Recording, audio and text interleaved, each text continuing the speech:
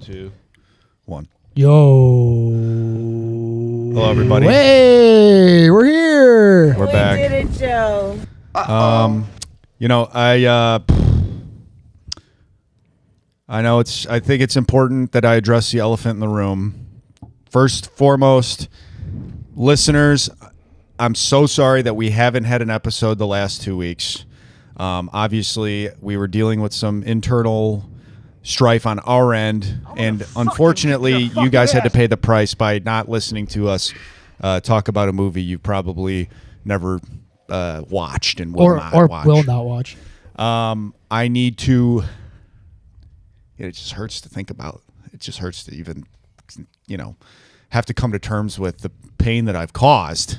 I need to apologize, make some apologies for some comments that I made on my Truth Social, which, obviously I haven't been as active on there as I would like, or I used to be. And I approve this and I think that I know that what I said was insensitive. It was offensive. I know that, if I'm being honest, it was taken out of context.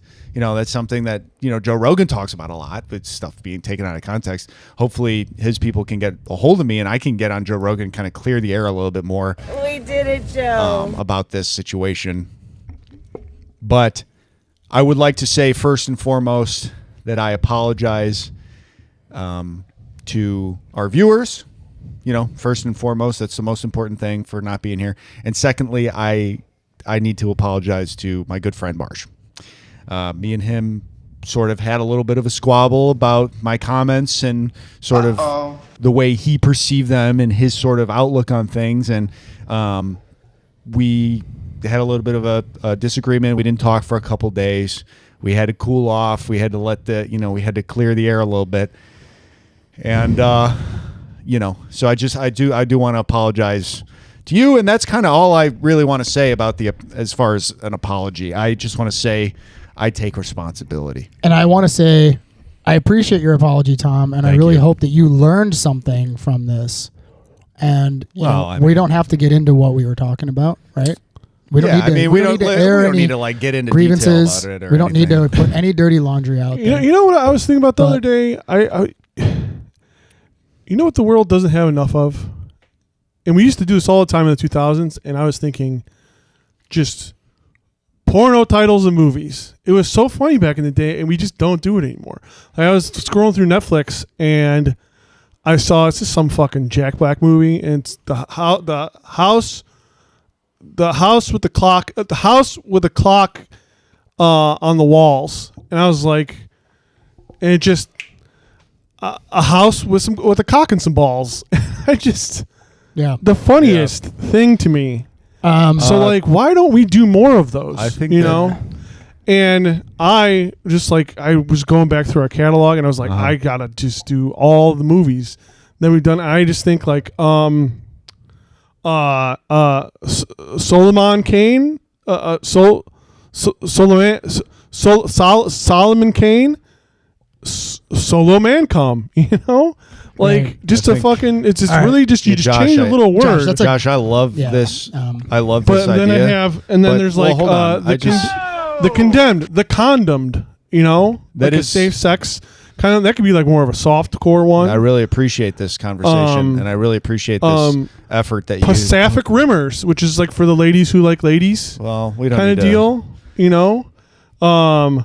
Pooncock Taints. Hey, Josh, could you just give me a second? What do you think about that? I'm trying to take accountability for some words that I said on Truth Social, and I'm trying to apologize to Marsh real quick. I thought you guys were done. I mean. No, I kind of just Scorpion King, Scorpionus King. If anything, you kind of cut him off. The Scorpionus King, King. You can maybe iron that out a little bit while Marsh kind of finishes his thought about this apology. Idea. Maybe we'll do that. I think at some point in the podcast. You can really you could take this time to work the kinks out while Marsh. And those were off the dome, and I got his thing. Your comments, on True Social. I know that they were older. And you've since, apologized for what you said. you know, like I said, I really hope that you learned something from this. This is really a learning experience for you, right? You know, and I hope you never happen to say what you said again. And I'm not going to get into it. Mortal comeback, annihilation, Josh, which is annihilation, which is Mortal Kombat annihilation. Well, if we could just let me kind of do this apology, and then we can and then it doesn't even have to be a movie, but it doesn't have to be a movie that like even we have done like the Testicles of Red Dick is like the Chronicles of Riddick. You can maybe, which are like you could right really work on this bit. Mr. While, Magora comes while I boner just kind of let Emporium. me just kind of try to iron this out. But while you do that, Clitty maybe Clitty Gangbang, which is like a classic movie. Okay, well, we could go back. I do want to say that, you know, whether I believe in what I said at the time truly and with my whole heart, and I just am apologizing to sort of save face and Beverly avoid Hills Cock, which is like a public whole ridicule, 1, 2, and or 3. if I really do believe that I've learned and changed. The way you're saying learning does kind of feel a little condescending, if I'm being honest. The But Truman that's neither here Ho, nor which there. is about a guy fucking and like people are watching him on the screen. Whether I believe it in truly in my whole heart or I'm just saying these things, Prestige it is important that I There Will am Become, saying them, and that's the most important. Which is thing, another that good I'm one, folks. taking accountability. And you learned something really, really valuable. You need to stop saying the learn thing, because I feel like what you're trying to say. Learning, like what you're growing trying to up. say. The Curious from what you Case said. of Benjamin's Butthole. It sounds like you're kind of talking down to me. Is a good one. because you're like, oh, you're. I'm not- I wouldn't And say I don't that. And think these are that, just- you know, these we are the don't need to ones keep that I'm going on just about me thinking of learning right and being, now. you know, educated. Well, that's how you grow. You know, that's how you grow as a this person. is this you know? is like just, more you know, topical a couple like, years look, ago. all I'm saying is Mad that ultimately, Sex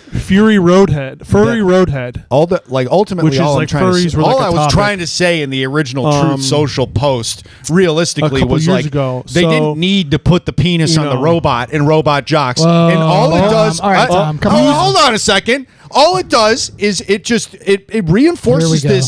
this gay robot agenda that they're jamming down our oh children's my God. throats, and it's making our children listen. I was talking to a friend of mine, and he was telling me that a teacher at his Hunt school, for Head a teacher at Cocktober. his school.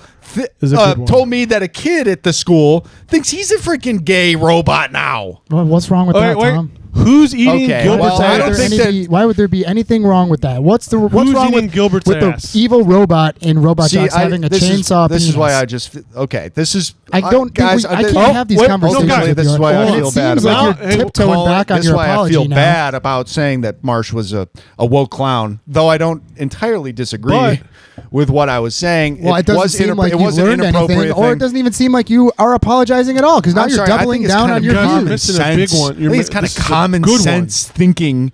I'm This kind is of the like a perfect very one. middle of the road Bill Maher sort of way that I've talked about this before. You have Bill called Maher's yourself the sort Bill of Maher of the podcast. vision of like They're missing I don't think one. they need to be So putting. good. I don't think they need to be putting the chainsaw penis on the robot.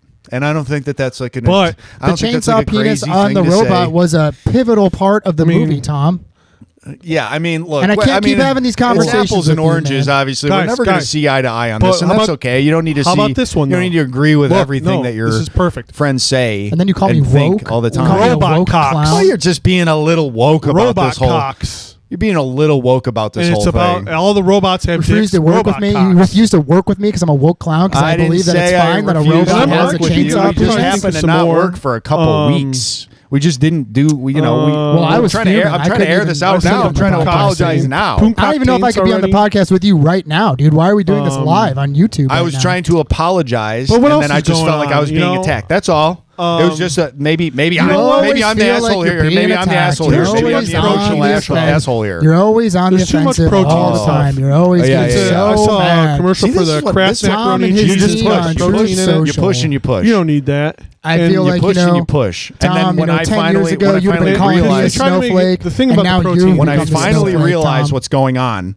with you, trying to talk down to me, and I The finally thing that stand they up do for with the myself. Now protein I'm is they Mr. try to make it Victim. seem like it's gonna Now taste good. Now It's like people it think that never I'm does. Mr. Victim, but it's not true. And I'm supposed okay? to enjoy this protein all mac I was and trying to cheese do, while all I'm I'm watching. trying to do is try to who's eating apologize. Gilbert's ass? Josh, please let me just Josh, please, yeah, please, Josh. just for a second. All I we'll wanted get to do. what's eating Gilbert's ass later. All I wanted to do ultimately was just apologize for my could comments do on a- Truth Social. You could do a rewrite That's there. all. Who's And guys- eating Gilbert's gape is one. Yeah. All right. All right. Well, it doesn't really seem like much of an apology, Tom. That's not gonna lie. the best I can do with what I was given. Well, I mean, let's hope the Sperminator listeners is really continue to easy. listen. Let's hope the Sperminator's viewers easy one. I continue don't to want it view. easy. Yeah, I mean, I guess we'll just have to see how this turns out. And maybe you'll kick me off the show. Maybe next week you'll have Ben Larson from last podcast on the show, and he'll be my replacement or whatever. Yeah, maybe. I don't know. I don't even know who that is. Oh. But, I've been reaching out to him. Or what's his? That's not his name. He's big on the I don't remember what his name well, is. Holes. Sex So organ Holes is community. just one that it just writes itself as Holes. Big Dog, what are you talking about over there? Are you still talking about porno movie titles? Dude? Yeah, I mean, I think he's trying to do like a sort of type 5 situation. I'm trying to be like, but I tried to do. It was you write a thing and then you think it's going to be 5 minutes and it turns out to be like 30 seconds. And I try to turn it back, like tie it back to this thing I had about like protein stuff. But I mean, did you guys hear the thing about robot cocks? Did you hear that one? You guys were talking. Yeah, I know. Yeah, we were actually literally talking about. Yeah, we were kind of on that. That's sort a good of subject. Yeah. And I kind of, that's where this whole thing kicked off. It's Big Dog. Well, it was a comment. That was ultimately the comment that I made on Truth Social. I said, "Robot jocks more like robot cocks. Get this woke shit out of my face." Exactly. Is what That's I said. exactly what I'm saying. You guys are on board. And I've changed a lot since then. And I've grown a lot since then. I'm just thinking, like, if I Doesn't got seem stuff like as good it. as this, ultimately, I'm going to start doing open mics. well, I haven't posted anything like this. I mean, like that in a while. So I it mean, I doesn't could matter go if on to you're posting Austin. it. I could You be on have the Kill views Tony in the back of your head with just the porno titles, but I could probably have some other stuff. I have other stuff I'm working on. If you guys like that, just let me know in the comments. And then Josh, this isn't like a platform to plug your Tony Hinchcliffe presentation you're trying to do here. Well, I got a whole thing about I've talked about grapes. Grapes are crazy now. How good they are, which is like that could be just like a Jerry Seinstein. I mean, there might be a little meat on how that. good grapes are. There might be a little bit of meat on that. Tom, are you ready to make amends Sour for what grapes, you said? that's the Are kind I you like. truly going to Yes, look in the listen, camera right now guys. and apologize to everybody and all the action jocks out there? RoboCock, which is RoboCop. Big Dog, please. Now I had to watch a couple. I had to watch a couple of apologies, and I think that Aaron Paul's apology was the most motivating for me to really come to terms with who I am spiritually and sort of grow as a person and as a guy that thinks and such. And I just want to say, I take accountability. That's it. Okay. That's it. So you're taking accountability for your Truth Social post? Yes. And you are now, fine with the fact that it's okay for a robot to have a chainsaw sex organ. Well, we don't need to. I mean, it doesn't. When you say that, I mean, when you really say that, The 69th Warrior. what really? I mean, we don't need to get into the whole specifics and the details and everything. Well, why not? Let's get into it then. Well, did the robot whatever. really need a chainsaw penis? Yes, I feel like that's it a was little bit pivotal suggestive. Part of the movie. It wasn't like a pivotal part of the movie. It literally cut Hercules the robot in He half. could have had a Out chainsaw for just hand. sex. He could have had 3 Is it arms, Seagal and the one? third arm had a chainsaw on it. The fact that they did the chainsaw stuff, this just feels like an agenda. This feels like they're trying to real turn all the big shit. phones. There's no robot And you just penis. tired Trying to turn afterward. all the. You're like, how do I even train for that? Gay, and it's like, I can't. did they need like, to I be can't that? go. How does that I make a can't- robot gay? I'm gonna He start doesn't have a jogging so I chainsaw don't get penis. tired while taking a dookie. And why would that even be bad in the first That's place? actually not bad. I get a treadmill, so like I'm my not saying it's dookie bad. I'm cardio just is saying, good. to take it off my TV. That's all I'm saying. Like the other day, I was You know what I mean? I It's took a dookie it's for like a half everywhere hour, and now. my It's girl like comes they're home, going to be she's like, teaching gay robot stuff in you training for a colleges marathon? I said, soon, no, I'm girl, sure. I'm taking a Kinda dookie. seems like you're doubling And that's down kind on of your why. That's bad kind of why Bill Truth Maher Social was post. just 'cause it'll doesn't do put you college through it, campuses you know? anymore. Well, I didn't realize you were riding and dying so hard for Bill Maher now. He's really like the bastion for center and common sense. And I could do political stuff. I could be like, Big Dog, what are you talking about? you ever then, watch Jay presidential Leno. debate while you're taking a dookie? Jay Leno. Yeah, Jay Leno's got the right idea most of the time. You ever watch the presidential debate while taking a dookie? Oh, well, He all does it. Boo, boo, and it's pretty good impression there. But comedian. doesn't really seem like Tom's apologizing. Why don't Comedians we? with cocks getting horny. That's a TV show. I'm telling you, these are gold, guys. And I think once I Is start, that a porno show? I mean, hookers on the point. It's a real sex type deal. Comedians with cocks getting horny. What's the deal with your balls? Yeah, that's all right. Well, it could work. Yeah, there's definitely there is some meat on that. There's so definitely some meat on that. So you like pee stuff, huh? I think if you're working, What's that all about? I think if you're working on your type 5, you could close with the comedians with cocks getting horny. Oh, absolutely. That's and a closer. I can do impressions of different comedians. See, we've kind of moved on from my. Well, I'm going to say right now we should probably can this, revisit this, Tom. I think I'm going to send you some. We can circle back. Yeah, let's circle back on this. Oh, and I love big titties. Oh wow. Ooh. And that's Robin Williams. All right. I can't do Cosby anymore. Should we? Well, you could do Cosby, actually. I could, but we're not going to touch. I don't want to get canceled. I'm already apologizing. We can't have two apologies in one episode. So yeah, we can't have that many apologies, and I'll never apologize for anything. Should we start? Yeah, let's start. I'm sorry. Let's start. All right. Welcome everybody to About That Action. We're kicking off our train block. Missionary's a little boring. I like trains. I like trains. I like trains. I like trains. I like trains. I like trains. I like trains. I like trains. I like trains. I like trains. I like trains. I like trains. I like trains. I like trains. I like trains. I like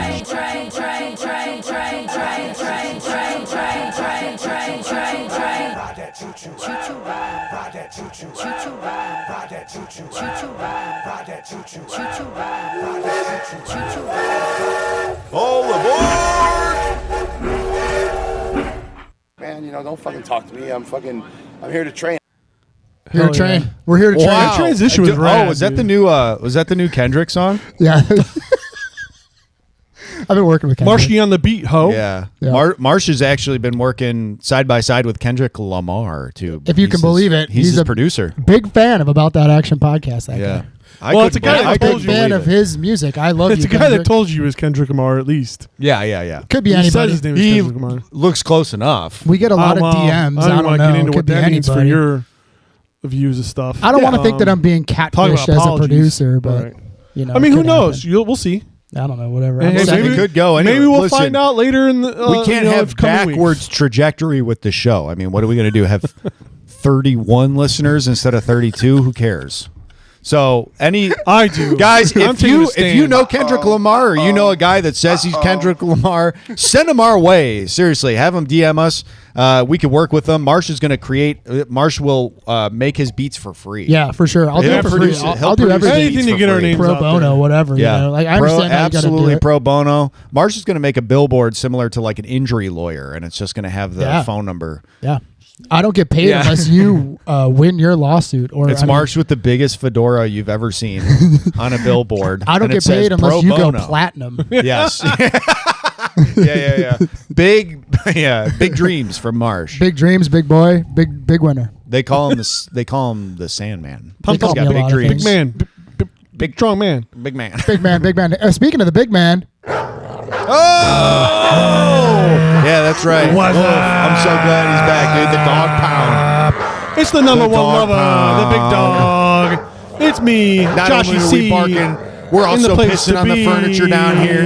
We're marking our territory. We're barking and marking. That's baby, you know I'm not housebroken. That's right. No one can tame me. He's pissing everywhere, folks. Trust me. And I ate asparagus today, and it smells. But don't you feel like pissing? You ever take a dookie and you run out of breath?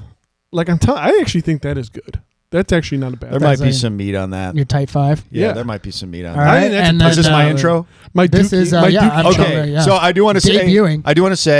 We've done the Mad in the Middle for a while. Bring Marin back to talk about my dookie chunk. We've done the Man in the Middle for a while. I think it's kind of overstayed its welcome. So I did spend a couple hours coming up with a new intro. Obviously, it's a play on, let's just say, an early 2000s sitcom that Josh here was a big fan of. So I kind of made this one for Josh. It took me a while to really try to get the bones of it and try to figure out where to interject my name. I think I did a fantastic job. I'm really proud of it. Yeah, Marsh, go ahead and hit pretty creative there. Let's all right, ready everybody? Yes. This is the debut of Tom's new intro. Oh yeah. Oh yeah. How?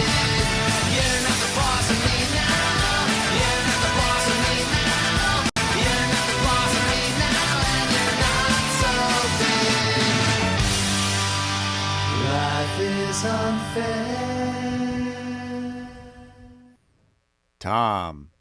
All right. So what did you think? It's pretty good there, dude, Tom. So I mean, seamless. I know. Yeah, well, I was trying to play around with where to put my name, and I just thought it just came to me. It literally felt like somebody hit me in the head. They're like, "Hey, dummy, here it is." Talking about me working with Kendrick Lamar, I think he should be calling you up, to be honest. I mean, that was like... They Might Be Giants are constantly hitting me up on my phone. Please remove that from your podcast. Yeah. That's what they're saying. We are going to sue you if you don't Please remove that immediately. Can I just say, I know we complain a lot about not having high viewership. Yeah, true. But at the same time, like, dude, we can do bits like this and not get sued. This is true. That's fucking awesome. For a while. Oh, the last thing I want to do is make enemies of a band like They Might Be Giants. Yeah, true. Hey, they're seeing a big resurgence. Yeah, I mean, well, the new Malcolm. One thing they might not. Sure, that song's they are for sure. They are litigious. They are definitely giants now. Giants. They're legal giants. Yeah, yeah. They got a lot of. They got a hit. All right, I'm gonna hit you guys also with a new intro. As previously discussed, it's been brought to my attention that a lot of people don't think that he does look cool. I'm bringing a lot of weight to the podcast. The viewers have turned on me. Tom and Josh, Josh not so much as Josh hasn't turned on me. I still love Josh. I still love Josh a lot, but Tom has definitely turned on me, and I'm just gonna only because you're woke. A little intro here that I think will let you guys know like what I'm going for now. I'm going for more of a dark aura. So this is kind of what I got going on right now.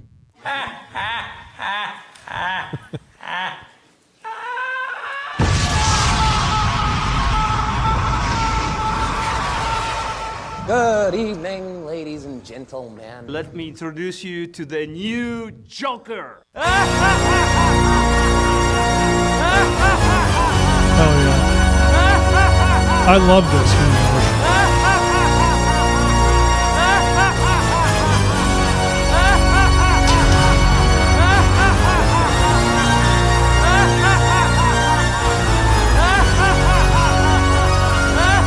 Okay. I don't think it's long enough. No, okay. You maybe make it a little longer. This is very Joker-like. It's still longer. I know. This is very Joker-like, to be honest. I can see the board. Why so serious? Most dangerous anger comes from someone with a good heart. They hold it in, they stay calm. They Joker said this. Until one day, they can't anymore. Don't push a good person too far, because when they finally break, there's no going back.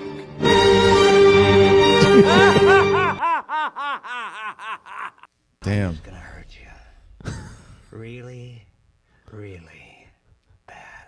Looking cool, Joker. Yeah, I am looking pretty cool. That's me, Dark Marsh, otherwise known as the Joker of the Podera.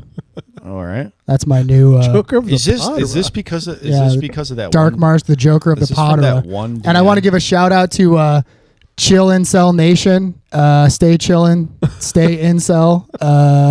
We don't have sex. We only ride snow skis, and the only peaks we see are in Colorado on the slopes. Those are the only peaks we'll ever see. And we don't skeet.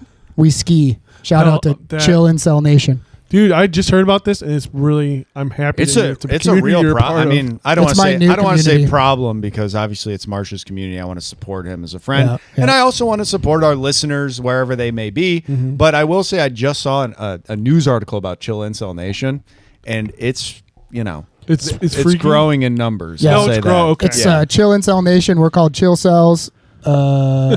And like I said, double black diamonds for life. All we do is ski. No sex, just skis. So you're incels, but you're cool. We're incels, we're incels, but instead of like being like neckbeard fedora guys with catch me at the katanas. Kickback. I'm not fucking. We focus primarily on skiing. That's it. That's all we really do. You is don't ski. use katanas at all. You don't have katanas. No, we ride skis. That's it.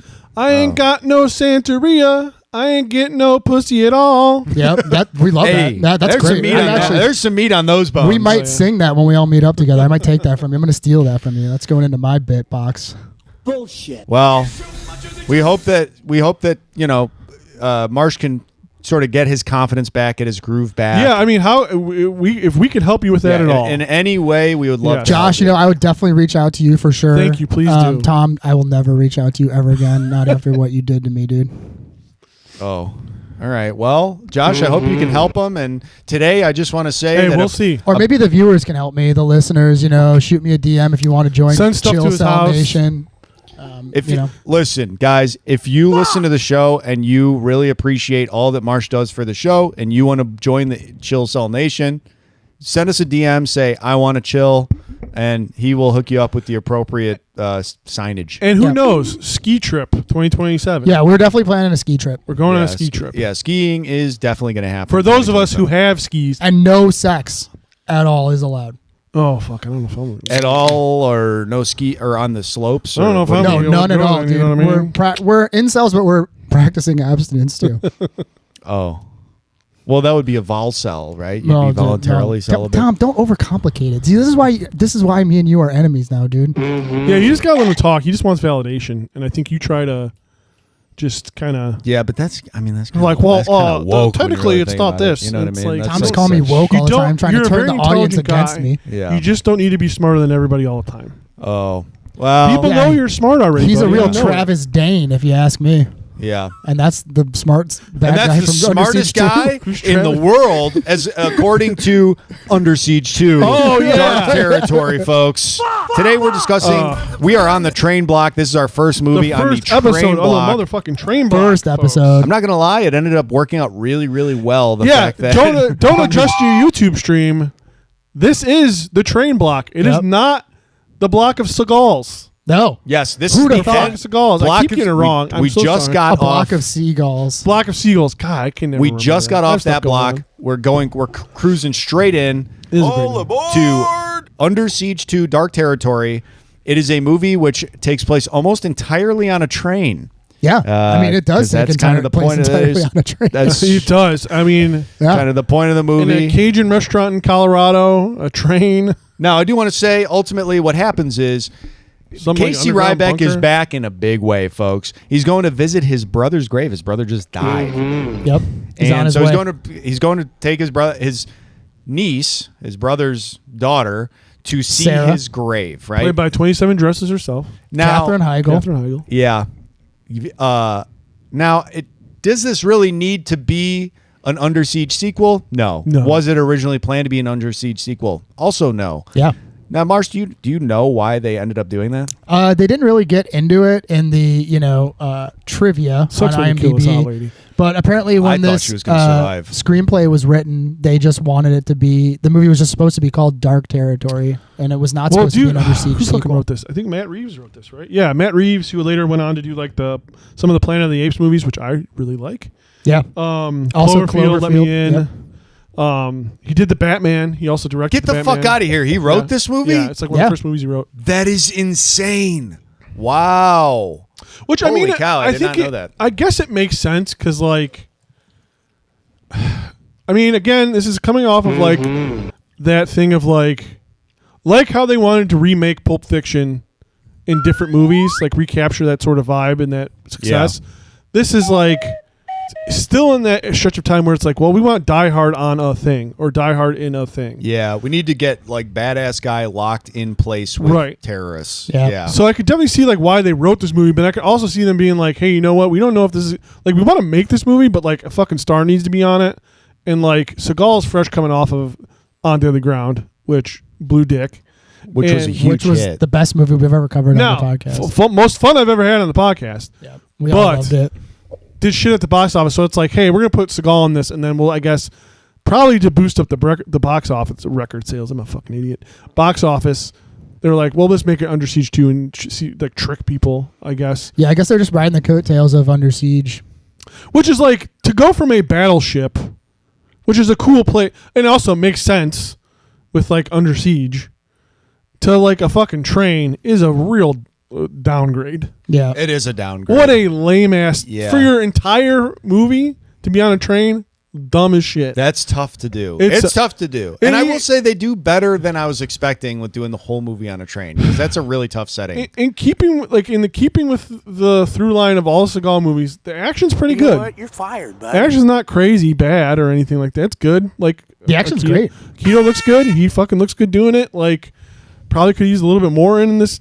But it's just, I think going from On Deadly Ground, he probably had two choices of like, maybe I need to check my ego and listen to some people and like maybe make like a good movie. But he went the other way, which was, no, I'm just going to triple down on everything that I do that makes me kind of suck, and just make a thing that's just like not as on Deadly Ground because I'm not directing it, but like pretty much the exact same thing when it comes to just how everyone talks to me and treats me every single time I'm on screen, which is just if Casey Ryback's not on screen, everybody should be saying, "Where's Casey?" Like, well, that is what we're asking. That's what I'm asking. I think the interactions into every movie, especially Disclosure Day. Oh, like I was hoping that he'd be like, "Hey, I could beatbox too, Emily Blunt."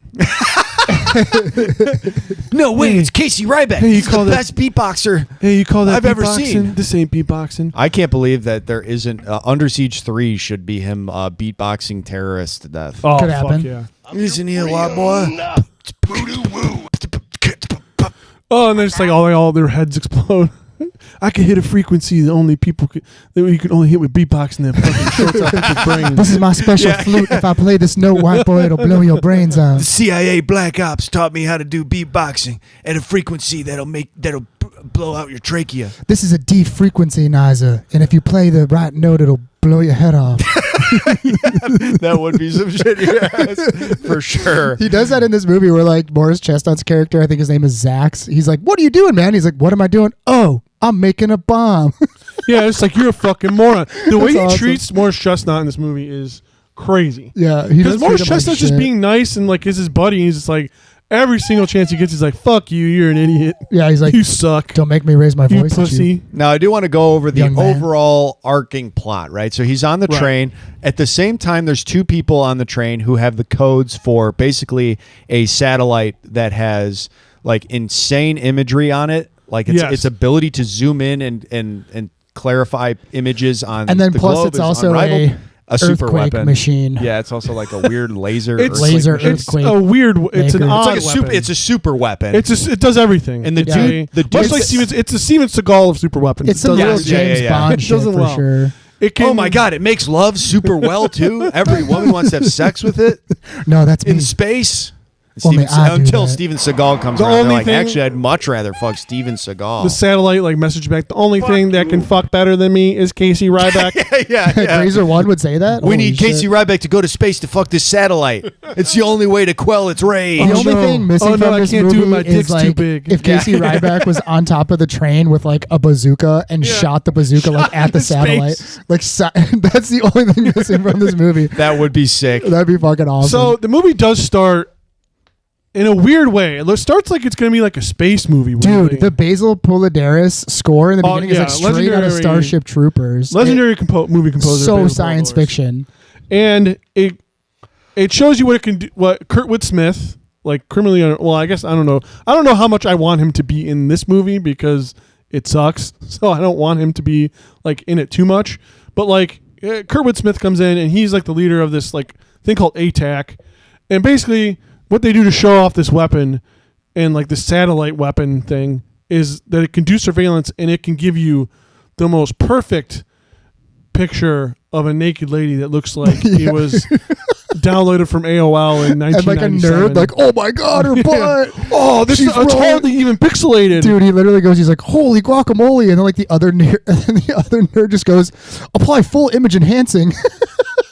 And then you just see this lady's jugs. Just a horny in front of like a general in the army. Dude, it's great. And then Kurtwood Smith's reaction just goes, the damn thing works. I thought that guy that zoomed in was like, clarify those, the guy who goes. That's what he full said. Vince He's McMahon. like, apply full image enhancing. Just imagine being that I thought horny he in front was of going to other be people. because he Nuts. kind of gave me Dennis Nedry vibes a little bit. And I thought I thought he was going to end up being like the villain. He ends up being like a nobody. I He don't just even ends know up if he being ever like comes back. the, Does he? he does have a part with like the admiral He where biffs it. where he's like, the admiral's like, we can't find anything here, and then the guy's like, I guess that's why they call it space. And then the admiral's like, what was that, son? He's like, Oh, he's like, nothing. I said, I guess that's why they call it space because it's so big. And he's like, okay, cool, you shut up now. That's basically all. Why he put gets. that in there?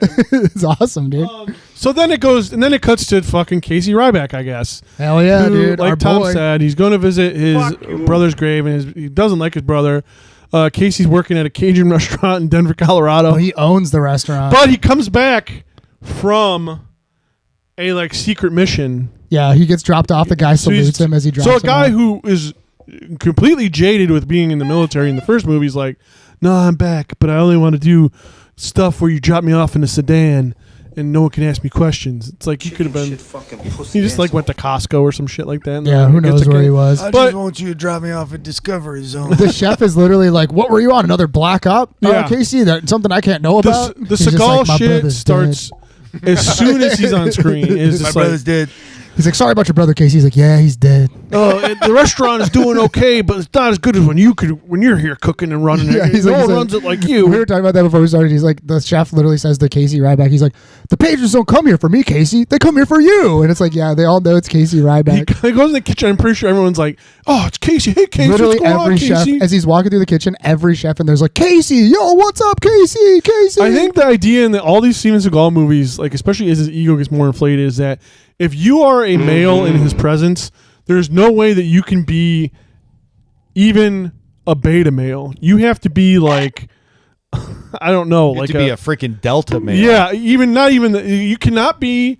To be a zeta You male. might as well be a woman in Steven Seagal's eyes. You are just nothing you do is as cool or as good as he is the Steven apple Seagal. of your eye. He's the coolest guy. Let's of be all real time. here, guys. We all either know or have met a guy exactly like that. I mean, yeah, you're co-host with him. Yeah. Hell yeah. The big dog. You're looking at him. The big dog. You cut to me like walking upstairs. I'm like, oh god.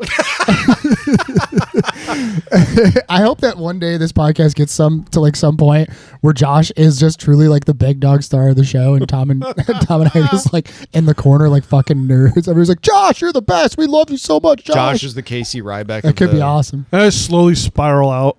Like Only a fucking Corey you Haim. can help us do that, viewers and listeners. I'm a 38-year-old River Phoenix. A couple of years. OD at the mic. Probably we're gonna bad OD timing for outside. that, honestly, considering what's going on in my life. ODing in public. Tom and I still try to run the podcast. It's just absolutely dog shit. What horrible. happened to you, Josh? You used to be a part of the art. You used to care about it. Shut up. Get out of here. He You know what? I woke up. Yeah. This You is stay sleeping. This is perfect. The Lifetime original. If you losers need me, I'll be at the Chateau Marmont. Call my drug dealer right now. I'm working on my masterpiece podcast like Brian Wilson. Just, the unreleased Josh Cahill I project. can't wait until Netflix does the autobiography of the biopic of the show, and it's just Josh just being a fucking prima donna Okay, that is This is- actually. this is with my just fa- smooth sax. beyond This is playing the Curtain. over thumbnail on Netflix. With, with like a bunch of booze bottles next to you. it. Josh, what are we gonna do for the cold open? Have you given it any thought at all? I don't care about the cold open And anymore. then it's just like Tom and I being interviewed. It's like he was just so good, he could just do it. He didn't even have we to get mad practice at him, anything. and as soon as we started rolling, the guy was on fire. As soon as the camera's on, he was just on. we brother. just couldn't even stay mad. but it's at like him. I'm not even on in frame. It's just on you guys. It's like, whoa, look at him go! Look what he's doing. But that's when the drugs took a hold. Yeah. That's when it all started. VH1 behind the podcast. Yeah, hit us up for VH1 behind the podcast. Yeah, We'd love to VH1 do is it. VH1 still a channel? Probably not, but I mean, they might need content in some way. More like VH6 at this point. You know what was Hello. always really weird is like, I don't know if you guys ever heard this, and this is a dumb point we can gloss over and move on from, but do you guys remember when like the lettered TV channels, like someone would just say, well, it's not that anymore. It's just this. So like at one point MTV stopped being music television. It was just like, we're just MTV. Or like AMC used to be like the American movie channel. It was like, no, we're just AMC.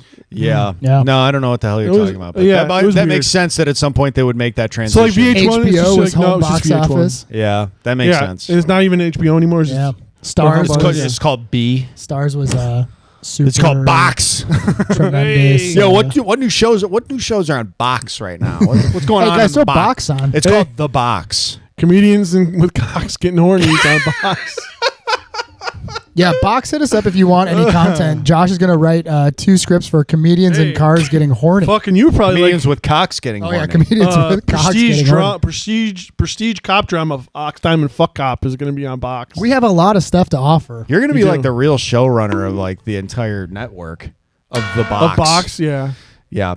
just horny stupid content. This could be I something know we you. pitch to Hey, Cartech, listen, too, you Larry. know? I know you got the money. Okay, I'm Josh. I make the whole thing happen. Oh, if in Variety, it's like Box hires musical directors, the Bloodhound Gang. That could be good. Could be good. So Under Siege 2, like, It's basically just Casey Ryback in Under Siege on the train trying to stop these terrorists, not even terrorists, like the ex-scientist who created the satellite goes onto the train with some mercenaries. It's like, Travis Dane. I went crazy because you fired me, and now I'm going to take my satellite back.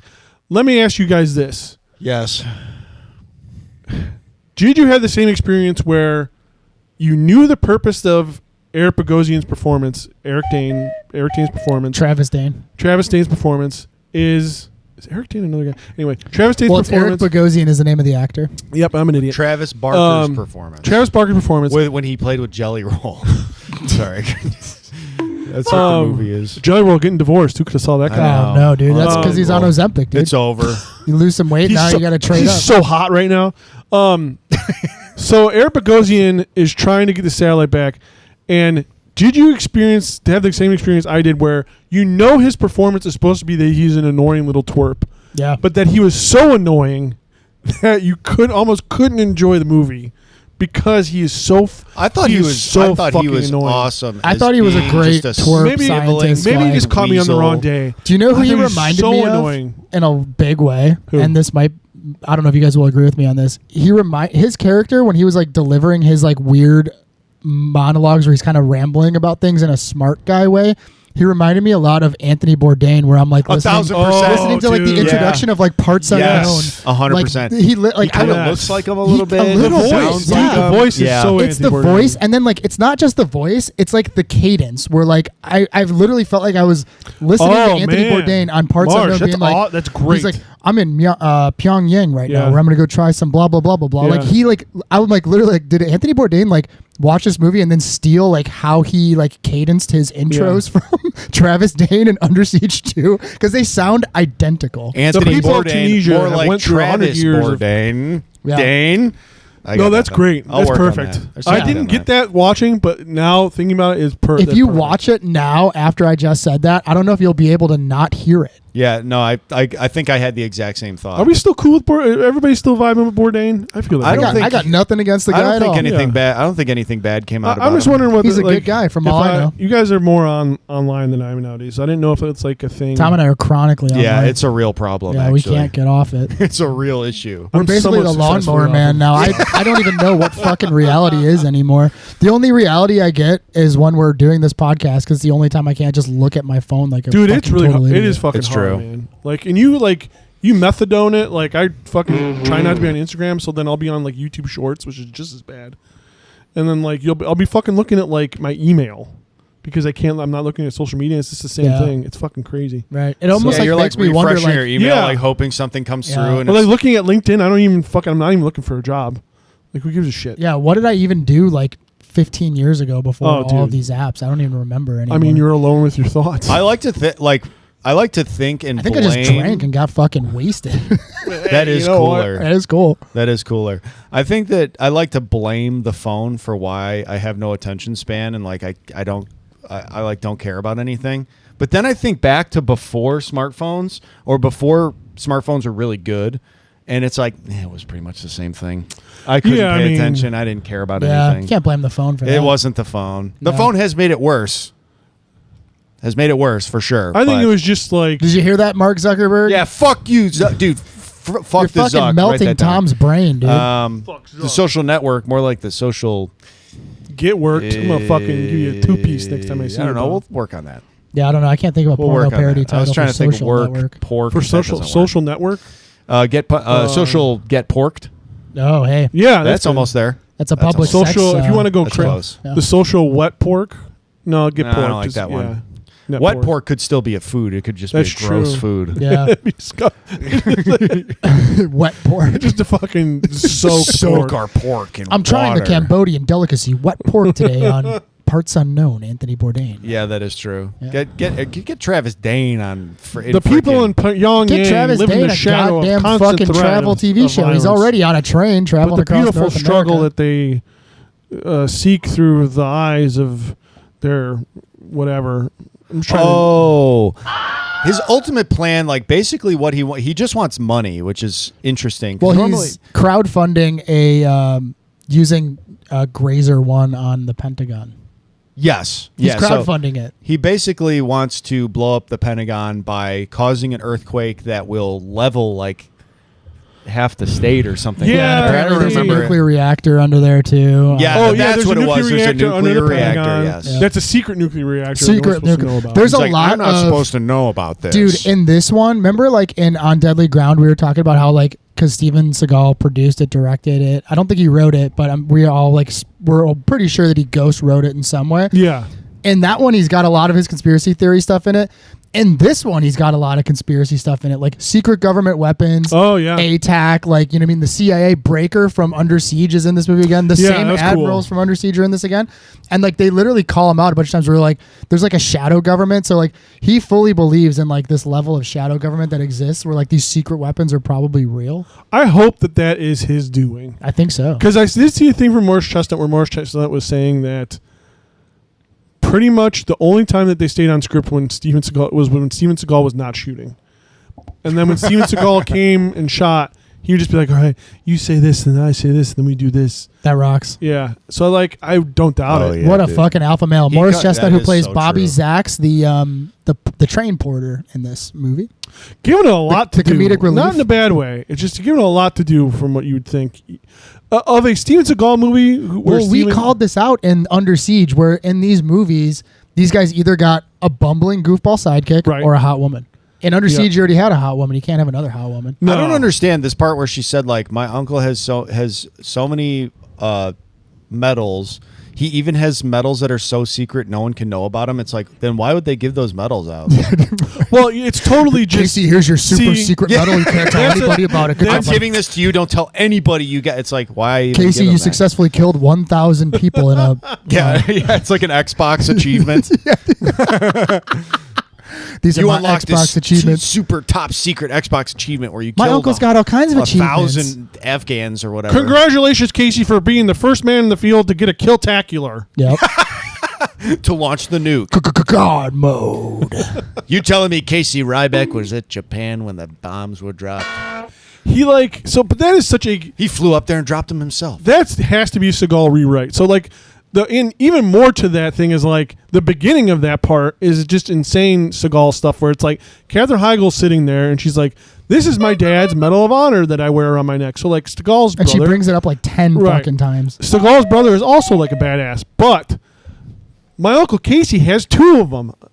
And also, he has It's just he has all my these dad medals. Was pretty cool, but he's a pussy bitch compared to my Uncle Casey. Hey, he's so much cool. I wish my Uncle Casey was my freaking dad. Casey just fucking she does. Him, dude. Totally, she does. Yeah, like, that's kind of that's the vibe you get. Hey, I saw in the script that his brother was like also a war hero, but what if we made him a little pussy bitch that's dead?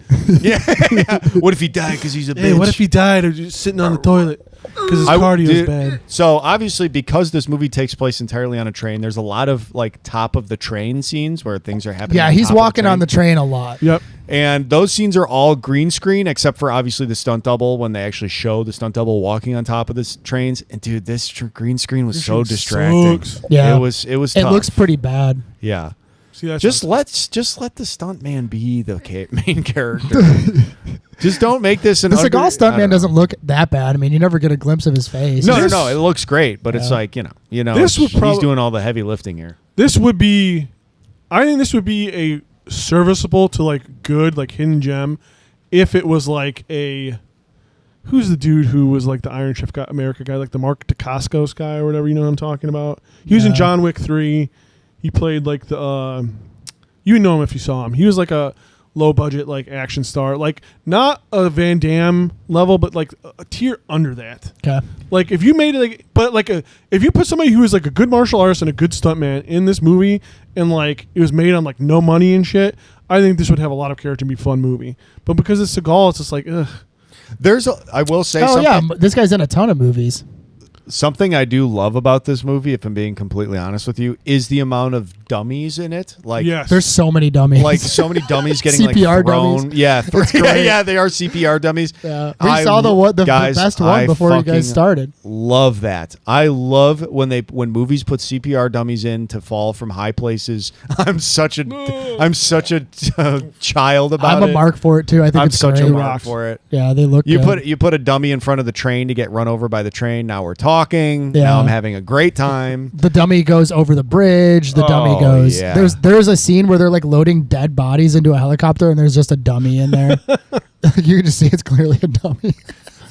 So when the terrorists take over the train, the reason they're taking over the train is because there's two people on the train that work for the U.S. government that have the codes that he needs to access the satellite remotely. Captain Linda Gilder and Captain David Trilling, they're lovers. To wit, they torture. They threaten to torture them basically to get the codes out by and blowing up their eyeballs. Yeah, by blowing up their eyeballs, which was pretty fucking hardcore. Honestly, Dude, I would have folded. There's too. so many like POV scenes like where you're the person, like where Bogosian or like Travis Dane is like in your face with like the assassin mercenary. And like they're holding it up to your eye, like looking into the camera, where like it's like a POV of it, and I was just like, "Oh God, I fucking hate this." Yeah, that was good. That was a very uncomfortable part of the movie. I'm not gonna lie. I would have, like Tom said, I would have folded within seconds. Yeah, I don't give a fuck. I love how those rocks were foam. Hearing him explain how the eyeball is gonna explode too literally sounded like Anthony Bourdain, like talking about a recipe. Yeah, I swear it's to God. about how he eats like pig eyes or something in dude, Vietnam. It literally sounded like it. Yeah. Here's the part where Seagal gets shot in the shoulder with a rifle round. The slow-mo. And then, again, in true Seagal fashion, gets shot by a sniper rifle, which I have to assume would like blow your arm off. Yes. On some level. Yeah, that's got to be a big ass round. At least make it so your arm is not be usable. Yeah, completely unusable. Right. I mean, it detached like your shoulder from your body. And it just winged him. And of course, in true Seagal fashion, gets shot, which is like a mortal wound. Yes. And then he acknowledges that the mortal wound happened, and then it never does again. In fact, he tells Morris Chestnut's like, "Hey man, you got shot," and he goes, "This is obviously improvised." He goes, "I didn't get shot. You think this is getting shot?" He's telling a guy. What's happening there is he's telling a guy that is concerned for his safety. Yeah. Hey, fuck you. You're stupid for thinking I got hurt. Yeah, he's like, "You think this is a bullet wound, dude? You're a dumbass for thinking I got hurt." And also, what does that mean? He's been like, what's actually being shot? Casey Ryback's just been riddled with bullets. Yeah. He's been fucking sunnied from Godfather. I'm actually surprised he even got shot at all in the movie. Oh yeah, because like typically he doesn't get any damage inflicted on him at all. No, in a movie like does, this, he does. But then it's like true Seagal fashion. He'll get shot or he'll get stabbed, and then he'll be like and then he'll just get over it's a very minimal amount. Because what is the on Deadly Ground, he gets like from the explosion, his back gets all mangled. Yes, that's like his biggest wound. Yeah. And then what did we watch before that? He does get pretty something fucked does up happen. Under Siege, he gets the anchor. Like, yes, somebody throws the anchor or whatever. They hook him with the anchor. Yes. He gets the most fucked up. And then in Alfred Justice, he gets Justice, like barely shot. He gets shot in the stomach, but like no one cares. Yeah, stomach's the worst place to get shot. Actually, it's like a could hurt really bad. It would hurt, and also it's the longest to die from. Not for Casey, right? Not for Casey. Yeah, he just thought about it, and the bullet was like, "Never mind. I'm sorry, sir. I'm sorry. I'll leave your body. God. Oh my gosh, I'm sorry. Jeez, I love you so much." So Bogosian, I wish you were my dad. Noted playwright, like famous playwright and actor. He was in Uncut Gems. Oh, yeah, he's great. Yes. Yeah. He's awesome. Yep. Like New York, like actor. He plays Howard's brother-in-law. Arno, I think, right? He does his job. Fucking annoying as shit. What he's supposed to be. I think he's great, man. I really liked his character. I think you guys are right. I think it just hit me weird on the day. I don't know why. And then, but it is kind of cool to see his turn as like things go south, and like the mercenary guy starts taking over, and he's like turns into kind of like a little bitch. Dude, played by fucking the killer Everett McGill. Yeah, dude. He's a great fucking bad guy in this. He's good. I only know him from Twin Peaks. People Under the Stairs. Oh, he played Daddy, right? Yeah, he plays Daddy in People Under the Stairs. He's been in a ton of fucking movies. Former site of the. He is also in Film Twin Peaks.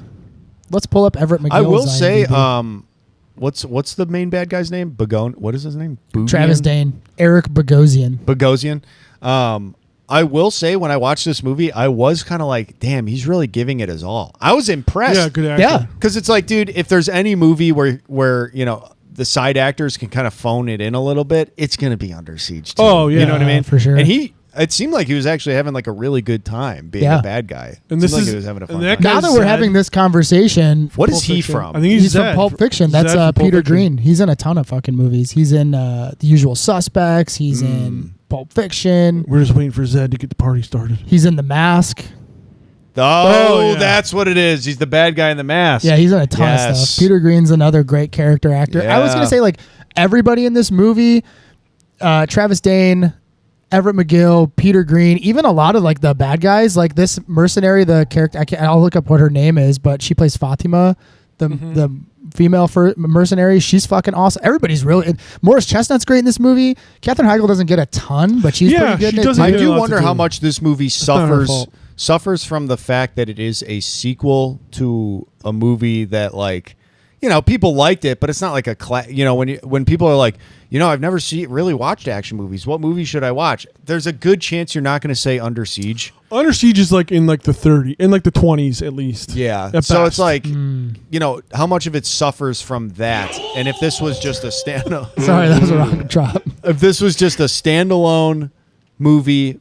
Maybe not starring Seagal too. I think Seagal That's what I was saying, also yeah. gives like a bad, you know, thing. Well, I wanted to ask you guys: Do you Bruce Willis? If this was Bruce Willis and it was just called Dark Territory, you think it would be you'd have enjoyed it more? No, I don't know. I don't think I don't know if I would have. I'm talking like at best, this would be more serviceable as like a Chuck Norris movie. Yeah, this would be a great Norris movie. Be a good he was Norris too old by direct this to DVD Chuck Norris movie. I don't know. I think if this was not a sequel to Under Siege and it was just Steven Seagal Dark Territory, I think, you know what I mean? It doesn't even matter that it's a sequel to me. I mean, it feels like a mod. But you know what? I think you're right that it does feel like a mod. It's the Under Siege mod. I think the fact that he is Casey Ryback, I think makes it shittier. I think it makes it stupid. Like, I think you're just like, why the fuck am I watching? I'm really trying to I'm not going to lie. I kind of like that. I kind of like it. I'm trying to pinpoint like what, because when you really think about it, it's like the movie has a decent cast, right? I mean, it has enough. Actually has a lot of big names. Mike from Breaking Bad is in this movie. Yeah. Sure is. And someone's been shot. Listen here, Walter. Listen here, so Casey. You gotta go and you put the money in the bank. Listen, Casey. I just want the kimchi.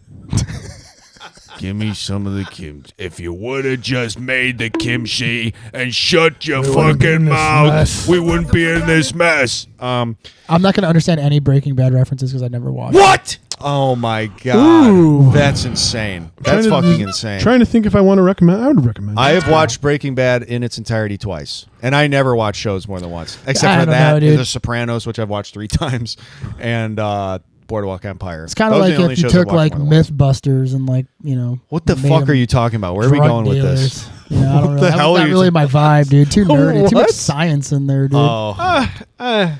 Marsh, my IQ is probably lower than yours, and I didn't think it was too smart. I think it's too smart. I think I need something more like Under Siege 2 or Steven Seagal.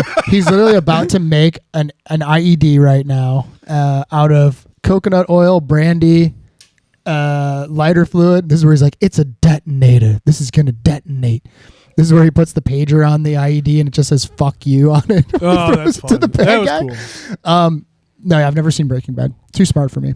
Damn, with the broken glass in there, dude. It's a great. He's the fucking best. That's pretty smart, dude. That's a Walter White move to make a bomb like he's that. He's the fucking best, dude. He's like, I was actually when I was watching this movie yesterday, and I watched it again today. We have it on in the background right now. I was like, this movie had to have been literally like. I know that like MacGruber, the comedy character, is based on like a lot of like action movie tropes, but I think this one is like the one that like fully cemented it, where it's like everybody loves MacGruber. Casey Ryback doesn't rip anybody's throat out in this movie. He rips a dude's throat out in the first Under Siege. There's really a part where Travis Dane is like, "Don't get your throat ripped out," and I was like, "Oh, he's gonna rip somebody's throat out." He doesn't do it. Oh, that sucks. But like, that's got to be where MacGruber got it from. And then like Casey Ryback doing so much like MacGyver shit has to be like the whole MacGruber, like MacGruber, MacGyver, whatever. But like, I will say, and I think a lot of the gravitas came from this movie specifically. In all of Steven Seagal's movies, and obviously correct me if I'm wrong, but it feels like any character that does not idolize Casey or like love him so much is always the villain. Yes, whereas if you don't love Casey, you're a bad guy. Yeah. Yes, whereas with you like should love him. With like Bruce Willis, like John McClane or something, there are characters that are annoyed with him or don't like working with him or think he's a pain in the fucking ass that aren't the villain, the objective they're not villain. bad guys. But in all Steven Seagal's movies, it's like there's nobody that's even annoyed with him unless they are the objective That's a villain. really good point. I just realized that as we were talking about this. You're either completely on his side, or you're the worst. You are like an evil piece of shit. Right. All you care about is smoking crack and killing women in public. True. That's like the only thing. Because even Marsh is like killing women in public. You say? Yeah. Even in fucking like Under Siege, like once the like the admirals and shit realizes Casey Ryback, they're fully on board for him just fucking going nuts. Dude, and it's the same admirals in this movie. And when they realize that Casey Ryback's on there, Casey. dude, the admiral's like, unless Casey Ryback comes up with a miracle in 18 minutes, we got to blow up the train, which he does. Obviously does. And my favorite, dude, talk about like absolute Deus Ex Machina, where it's like this case is all it takes, and if something you don't know how to hack it, and he's like, can I just shoot it with a gun? Yo, dude, that's the best part though, because like, dude, this is literally the scene, dude. IED, they set this fucking stuntman on fire. The pager says you're fucked. Did you fast motion? That fast motion of him going down the stairs. This part, Rob, he's about to shoot a dude like. Everett McGill's character shoots this guy right now because he's setting everybody on fire. It's fucking awesome. He just wastes him. Now Casey Ryback's about to fucking shoot a dude with a signal flare, and it goes like into his stomach. It's fucking great. This movie's great. This is a great ride. You know, great like I said, I think I did kind of. Can we get a choo choo? Can we get? I got a couple choo choos. Yeah, get a choo choo. Oh, that's not a choo choo. I'll pull up the choo choos. Hold on one second. I mean, would that hurt? Oh, lit him on fire. Yeah, lit him on fire. Would it like a flare stick in you? Dude, though? that poor fucking stuntman doesn't have face covering. No, that sucks. Yeah. Oh, shout out to the stuntmen in this Could movie. you They take a imagine lot getting of like bumps. 3rd-degree burns on like 60% of your body for Under Siege 2, yeah. dark Justice or whatever the fuck, or Dark Territory, dark Justice. This is the part where he double wrist locks this guy and breaks his wrists. This fucking part rocks. It's that so feels good. like that does feel like a Tim Heidecker thing though. What? That double wrist lock. Oh. That looks like a Tim Heidecker thing. Dude, double wrist lock is a true Aikido move, dude. I'm gonna fight Abdul in the Taliban. Yeah, hey, listen here, Abdul. In the Taliban. In the Taliban. Backlash. Where were we? I forgot. I mean, it's just... Anyway, I mean, it's a pretty cut and dry story of this guy needs to save the hostages and also stop big bad smart terrorist guy, which guys, we here on the show hate the educated. We can't stand the educated. Dude, and there's no better fucking ending than the smart fucking smarmy tech guy that's like, I'm so fucking smart. He's like, I have every plan planned ahead and you're never going to beat me. You know what beats him, dude? Fucking gun. Absolutely. Gun beats the smart. Gun beats every all, time, baby. Dude. Gun. That's why they call it the great equalizer. Gun, dude, he literally shoots. He fucking shoots Travis Danes through his like computer, and then he's like, you know, Travis Dane has like, well, whatever. We'll get to the end, right? He's gonna blow up the Pentagon. There's like a ticking clock going on, and he's like, "You're never gonna be able to shut this down, Ryback." And Ryback goes, "You're telling me there's no way I can turn that off?" And he's like, "No." Casey Ryback just fucking shoots him in the computer through, hits him, and he's like, I didn't think of that. And he falls out the train, and the day is saved. That's how he saves the day. By just shooting a computer, which is something I'd love to do right now. Just shoot a computer. Take a gun and shoot a computer. No shoot joke. my phone. That's one of those things we could do if we got more. If we got 50 listeners, viewers consistently for a month, we will film a video where we are shooting a computer. Let's just shooting computers. Dude, I'll do it for fucking three viewers. Sure, I don't give a shit. I have the guns. I think all we need is a computer. We can get a shitty computer. We go to fucking. We can get a computer that doesn't work anymore and shoot. Yeah, let's go shoot. I literally when I was riding my bike to the gym today, I saw somebody left a huge flat screen fucking plasma TV. And you're just riding by. You're like, I fucking wish I had a gun right now. I know. That is what I was thinking. I literally was like, damn, I got to get a hold of this thing. I got to get a hold of this thing, find some land. A computer in an alley and me without a gun. Yeah, typical. dude. I know. But, I know. What a if I great had ending. a nickel. What a day. If I had a nickel. For a person that like, you know, like if you hate nerds and you hate nerd shit, you know what, dude? Fucking gun. It's the fucking best. Turns out you can just shoot them. Just shoot your computer, dude. Just shoot your computer. Can't turn it off in time, just shoot it. AI more like fucking this gun. Yep. Yes. There's a Ryback's hanging off a cliff and there's a dude hanging off of him and like the dude's face is like right by his ass. It'd be really funny if Ryback was just like How do you like those onions, white boy? They taught me this in the SEALs for sure. It's called gas in the enemy. This is what I call mustard gas. People always love to like talk to the good guy in these movies, and it's like, just shoot the fucking guy. Well, they can't hear because they got to get the CD. Oh, that's true. Yeah, they can't kill him. I forgot. They got to try to get the CD. He does throw a guy down this like ravine, and it looks really bad. They should have used a dummy. They should have used a dummy. They recover one of the CDs, and it just says like "Rat Greatest Hits." Hell yeah. Oh yeah, I love that. Wasp Greatest Hits. Love that band too. There he goes. That looks bad. Best of Quiet Riot. Yeah, that does look bad. They should have used a dummy there. I agree. Yeah. I 100%. And you know what? We just saw Jaws at the Music Box. Shout out to the Music Box Theater. How was that? We got to tag them. Hopefully they'll sponsor us and let us show a movie there sometime. It won't happen, but that would be cool. This is a good scene. It was fucking fantastic. Jaws is an unbelievable movie. It still holds up even after all these years. But it's like, you know, me and my brother were talking about at the end, obviously, when the shark jumps up on the boat and eats Quint.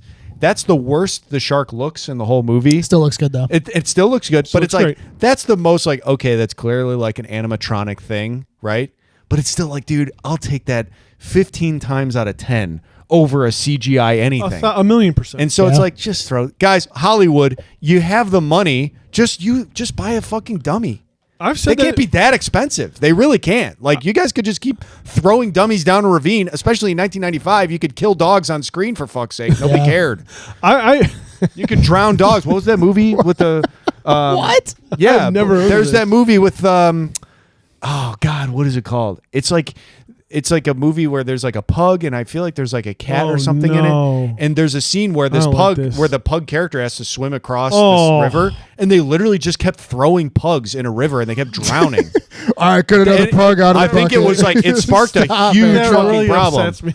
Yeah, it's really depressing. But that's what I mean. Like, you could just do shit like that back in the day. It was literally like, hey, the stunt guy just his fucking head exploded, and it's like, all right, well, call up Dylan. He should be nearby. We could get him on here. You know what I mean? Now it's like a freaking stunt person gets their hand cut. We hear about it on IGN every fucking 10 minutes. Oh, stuntman union on strike. I think we've kind of said it since we're very pro stuntman on the show. Just yeah, we love stuntman.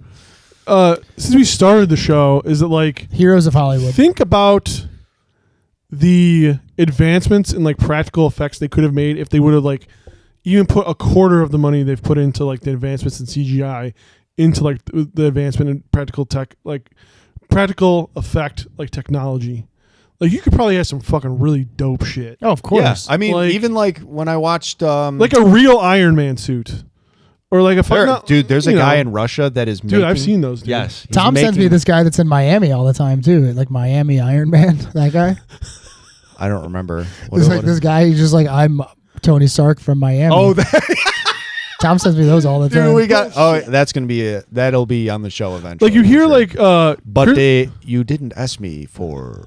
Wi-Fi. Shout out to Jarvis. Okay, we love Jarvis. We're big Jarvis heads here on the show. It's like Chris Hemsworth almost passed out because the Thor suit is too hot, so they have to like put like a hose in it to cool it down. Like, you probably could figure that out and make like a dope ass Thor suit that is not fucking killing your like lead actor. I don't know. I mean, that happened with the RoboCop suit too. Well, just a little. Peter Weller was losing like fucking 3 pounds a day wearing the RoboCop suit. Same with the Ninja Turtle. Well, you've never seen that. You don't care. So I know that they're in suits though. Like, I know those aren't real turtles. Talk about suits that look great. You thought real turtles. You thought those were real turtles, which is why you didn't want to watch it. You got fucked up from you were fucked up by the pug thing. Wait a minute. I don't want to see real turtles fighting each other on camera. So you're telling me Hollywood has all this money to genetically engineer human turtle hybrids, but they don't have the money for this? It's like, Tom, did you think the Ninja Turtles were real creatures? Yeah. I mean, they talk, don't they? They look real enough to me. Their faces move. I mean, what do you want me to do? Tom was one of the illest motherfuckers that ever lived. Keep talking. Tom's Googling something right now. Tom's playing Brick Breaker right now. I thought it was fun that they bring back these like Admiral guys. I thought it was cool. I thought it was cool too. And like, it's not the same actor that plays Breaker, the CIA guy from the first Under Siege, but it's the character's cool the that same. the character's back, like this Weasley little like CIA guy. I also like that they made him smoking cigarettes all the time. He just reminds me of the cigarette smoking guy from X-Files. Oh shit, yeah. You know what? Is that a show that I should watch? Yeah, the X-Files. Fuck. How many seasons are there? Fuck. You've never watched the X-Files? No. It's my comfort show. Really? Fuck. The X-Files and Twilight Zone are my comfort shows. I could watch them. Twilight Zone? Yeah, I can watch them anytime. Like if I don't know, if I'm like, oh, what am I in the mood for? If I turn one of those on, I'm good.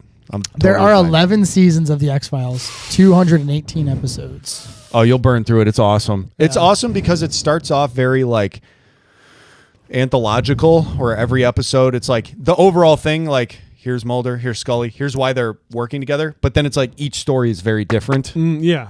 And then they start to make like a more overarching plot line to it, but it's like you're basically just getting short stories every episode. It's awesome. I'll think about it. I'll let you know. And it's made for TV, so it's like probably each episode now is probably like 45. Yeah, I think it's about 45 minutes. 45 minutes each episode. What does she do here? No, you'll burn through it. This is where Sarah Ryback is like, confronting Penn, and she like sticks her thumb in his cheek, and he kind of like orgasms.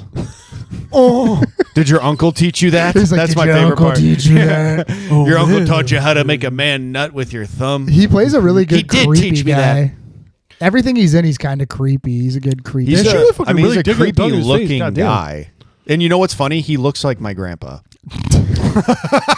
Dude, is your grandpa Everett McGill? I'm just talking. Is your grandpa shit Everett about McGill, dude? Dude, I swear, that's what my grandpa. My grandpa, when he was younger, looked more evil than Everett McGill. Wow. Yeah. Damn, dude. It's crazy. It's actually really crazy. Tom and his evil grandpa. Yeah, my evil Satan grandpa. Yeah. Tom, you want to go to Grandpa's house? No. He told me he would take my soul to hell. Fuck! Yeah, Casey Ryback, he's driving a truck now, chasing after the train. I mean, I wish he like stole from like a lumberyard. This is a part of the movie that like is not necessary. Yeah, I don't know if they needed this necessary? Part of it. No, but like why take him off the train? Who gives a shit? Well, I think they probably realize like there's only so much we can do. Oh, dude, absolutely. Look at they jump a truck over the train though. That's pretty fucking awesome. That's a great stunt. That's cool. Yeah, super cool. I'm kind of mixed on. I had a good time watching this. I'm not gonna lie. It just really, I don't know. I think it somehow lacks the charm of on Deadly Ground. Where like On Deadly Ground is because it's not as shitty. I think. Yeah, I think you're right. I think On Deadly Ground is so shitty that you're just like, it becomes fun and funny because it's such an ego trip. Yeah. Of his that like. I think Seagal going halfway without like supervision that's when he starts to suck. Yeah. But like if he's like going like full out but like under control, that's good. Or him going full out under his own control where he has like no limits, that also rocks. But like him just kind of, I feel like he's half-assing this movie. He's really not in it that much. No, he's that's looking what I'm a little saying. old. Really, I'm not gonna lie. it's more about like Chestnut and the fucking. Chestnut's in this movie way too much. Morris Chestnut gets a lot of stuff in this movie. And then Bogosian gets a lot of stuff in this movie. Yes. Yeah. I mean, the ATAC guys get a lot of stuff. They have ATAC more, guys get a lot. The main bad guy just has so much more personality than well, between Travis Dane and Marcus Penn, like Everett McGill and Eric Bogosian, I mean, those two characters I think are compelling enough. I'd want to watch an entire movie just with those guys in it without Casey Ryback. I agree. See, I totally agree. Then I think you can't have somebody like it's crazy that he Peter Green's it's neck. actually killed. It's crazy he actually killed Peter Green in real life. Really, in real life, killed him, dude. Can't fucking believe They're like, it. Steven, you don't have. It's just a movie. And he's like, what? Going back to like all the worship of Casey Ryback. Remember the part where like they find Casey Ryback like has a Palm Pilot where he's like writing his memoirs and he's got like his like recipes for like bouillon base. It's like a fruit salad. Yeah, like fruit salad and cantellini or something, like cannelloni or something. And they like find it in the phone booth. They're like, why is he down there? And they find his like, I don't know, Palm Pilot. It's like some 90s like Mac thing. It's a Newton. I don't even know what's so it's like an early like Palm Pilot like iPhone thing. Okay, yeah, I know that from The Simpsons. Okay, cool. So yeah, they like plug his Newton into Travis Dane's computer and he hacks into it. And they're like, let's find out more about this guy. And he's like, recipes for Casey's kimchi sounds really good. And then he's like, what's this? Ryback's Tactics, the memoir. And they're all like, all the bad guys, literally like, there's like 4 bad guys, and they're like, Ryback, Casey fucking Ryback. And then like the one guy's like, he trained me at Fort Bragg. And the other guy literally goes, he's the best there is. It was fucking so good. Like all the bad guys know who Casey Ryback is. And it's like, it's so, I don't know. I mean, look, it's a power fantasy. It's an action movie. That's just rocks the way it goes. It's great. I'm here for it. But you think about like, if you watch, they literally just called this the old ghost town. If you watch it's like an episode of Scooby Doo. If you watch MMA at all, where are we going? The old ghost town or something? If you watch MMA at all, it'll be like the heavyweight champion who does like the most insane stuff, and his record is like 21-0, and he's doing like fucking jumping backflip knockout kicks and shit like that, and people will be like, "Yeah, I'm not impressed. Son. I could beat his ass." You know what I mean? Yeah. And it's like all the soldiers in these movies, as soon as they hear Casey Ryback, not one of them's like, I'm not worried about it. Yeah. Not one of them is like, well, he's old, I'm new, I'm doing crazy shit too. Like, I've killed 200 people and I've done this and that. They're all like, oh, jeez. I mean, going back to John Wick, like, and one of the main things, Sopranos. One of the main things about those John Wick movies is that there's always someone fucking gunning for him. Who's like, I'm gonna fucking kill John Wick. At least he's like the S tier. Like, I want to take a shot at that guy. Like they do this in this movie with Everett McGill's character at the end. He's like, Casey Ryback, I want to fight him hand to hand. Yes, he says that, and then he goes down and has a hand to hand combat like fight with him at the end. It's a good fucking fight sequence too.